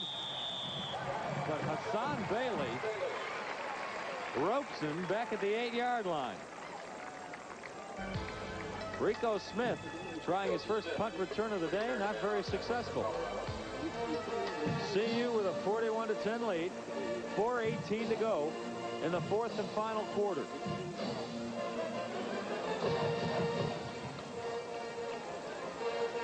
You can tell from your picture at the top there, the stand's pretty empty right here. 40,000 people at the beginning of this game. There's about half that left at Memorial Field now.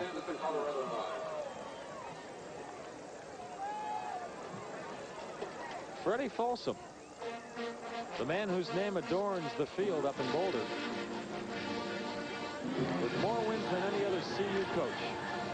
Bill McCartney should be passing him sometime in the future. Vance Joseph runs the ball for the Buffs there and gets a first down. Joseph reminds you a little bit of Darian Hagan a couple of years ago. Where he turns the ball up, breaks some tackles, has pretty good command in the huddle and at the line of scrimmage for a young freshman. With 3 more games coached, Bill McCartney will tie Fred Folsom for number of games coached for the CU Buffaloes. This is James Hill, the young man from Widefield High School. A nice gain up across the 40-yard line to the 41, and another CU first down. As we said last week, this is a pretty good look at the backfield of the future for the Buffs. Here comes James Hill, the fullback. Not as big as George Hemingway, but very, very quick. And he's not small either. James Hill at about 210 pounds. You've got Hill in the backfield. You've got Arterberry, Vance Joseph, and the wingback Greg Lindsey. Here was a redshirt freshman. 1st and 10 for the Buffs. Joseph keeps it. Gets a couple yards. We're under the 3:30 mark in this ball game.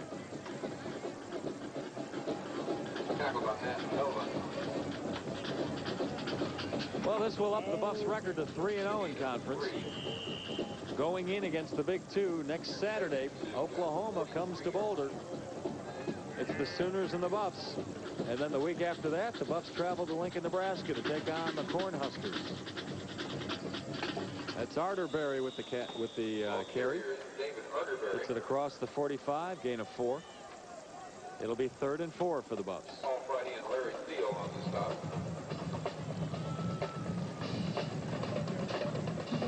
The Buffs with their 2nd and 3rd units in the ballgame now. Same with Kansas on defense.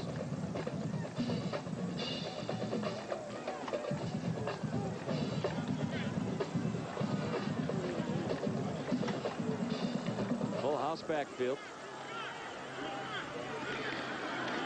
Joseph will throw. Maybe. A lot of pressure. Gets away. Over the middle. Complete. That's to David Brown, the tight end out of Riverside, California. 2 things that really make this an impressive play. Number one, you probably can't tell from the TV picture, but Vance Joseph does a good job of not throwing the ball initially because nobody was open. You put that thing up and anybody could have had it. And then what a great job of escaping the pressure. Used a stiff arm, got outside the pocket, and made a nice throw. And David Brown, a good catch. Buffs closing in on the 300-yard mark, rushing, and 135 through the air. Vance Joseph's brother is the quarterback at Nebraska. Mickey Joseph. We'll see plenty of him in 2 weeks. Whistle on the field. I wonder who the family will be rooting for. kind of separated, I guess. And well, Mickey will probably be playing in that game. Vance will probably have a seat on the bench. So you're saying the family roots from Nebraska? I would say yes. If I had to make a guess. Why would they do that? Because Mickey will be playing. You divide the house. Vance won't. You divide the house. The mom split it up. Red goes hat, with Vance, black hat. and the dad sure. goes with. Okay, I'll buy that. Absolutely. Legal procedure. Offense, 5 yards. 2 cars. Red car, black car. I mean, you got to do this right. That penalty was on the Buffs. It'll be 1st and 15 from their own 49-yard line. Less than 2 minutes to go. Well, this is the one the Buffs have been waiting for a long time. You expected it against maybe Iowa State, maybe Missouri. A blowout I'm talking about. The Buffs are finally getting it. A badly needed blowout against the University of Kansas.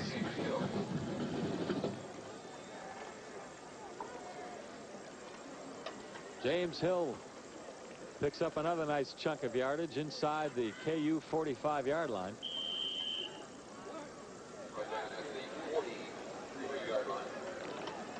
It'll be 2nd and 5. Check that. Make that 2nd and 8. 2nd and 8. And less than 1 minute to go.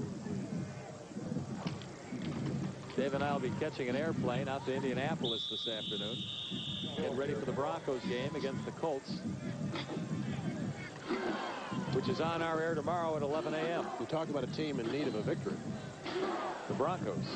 This is the Waterloo tomorrow in Indianapolis. Lose this one and you pretty much kiss off the season. Win this one, no matter how you do it, you get a chance to make the playoffs. Right now, CU is right at the 300-yard mark rushing. 3rd and 3. They average 273 yards a game on the ground, 10th in the NCAA. That's Snowden. Tough kid inside the 35-yard line. Snowden does not go down easily. And he's big enough, he breaks a lot of tackles. He, too, is right at 200 pounds. Colorado, at least in the backfield, is well stocked for the next 3 or 4 years. Brought down at 34. Hagan, just a junior. Snowden, a freshman. Arterberry, a sophomore. Greg Lindsey, a freshman redshirt. James Hill, a freshman redshirt. They're going to let the clock wind down. 5, 3 seconds. That's the end. Both teams coming out onto the field. Shake hands. The coaches do the same at midfield. Bill McCartney and Glenn Mason. So the Buffs come away with a big win over the Kansas Jayhawks. The final score, 41-10. The Buffs undefeated in the Big 8 Conference with a 3-0 mark. And we're going to go down to the field and talk to Bill McCartney right now. Coach, you said at halftime the 3rd quarter was the key. You guys came out and scored 3 touchdowns. I thought that we really, when we broke that run by Bieniemy in the 3rd quarter, I thought that was the key play of the game because they still had a chance to stay in the game. But when we drove the ball 80 yards, that was the key. The 2nd straight week, your defense looked real tough. They really did. It's unfortunate they got a touchdown because the official blew that whistle too quick. Now it's on to the Big 2. That's right. Looking forward to that. Your thoughts about Oklahoma? I'll talk to you about them soon. We'll talk about it on the Bill McCartney Show tomorrow night. Coach Bill McCartney, after the Buffs walk off, victorious today, 41-10. And if we're going to stay right here, we got Joe Garton with us right now. Joe, offensive line, you guys forward up. A lot of rushing yards today. Well, the first thing I'd like to say is hello to Poach back home. You know, we kind of did it for you and Poacher, too. But it's always great to be able to get the 2nd unit back in there because that builds up the morale of the squad. All right, good job. Joe Garton, the Buffs victorious here today in Lawrence, Kansas, back upstairs. All right, if you're wondering, Poach is offensive line coach Mike Berry, who is suspended for this game, but he will be back with the team next week when they take on the Oklahoma Sooners. We'll be right back in Lawrence, Kansas to wrap things up. Together,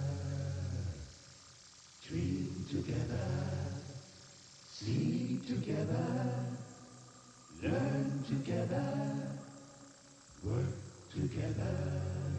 We work well together. We have fun together. We are one together. News for and you. We work well together. Yeah, the meeting with Nakamura went great. The way he was talking? Sounds like a done deal if we can deliver the plans by the 30th. Oh, we've got to give him a yes or no answer before he leaves town. Look, I got to go. He said he called from the airport. It's in the bag. Don't miss those important calls. Call U.S. West for an extra line just for your special customers. U.S. West, making the most of your time.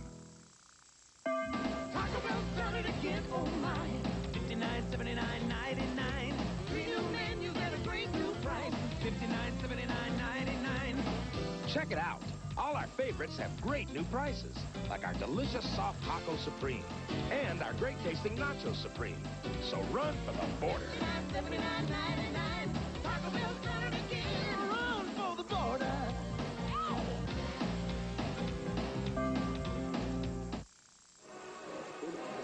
Well, there was a slight fear that the CU Buffs would overlook the Kansas Jayhawks this week, knowing that Oklahoma and Nebraska were coming up in the next couple weekends. But, Dave, there was no problem with that, was there? Well, they certainly stayed focused, especially in the second half. They held Kansas to 210 yards in total offense. And, of course, coming off the performance against Iowa State, which was 219, that's not a bad couple of weeks defensively. And I think this team is geared up and really now playing the best football of the year and probably at the most crucial time. So you feel they're ready for the Sooners and Cornhuskers, huh? We'll find out.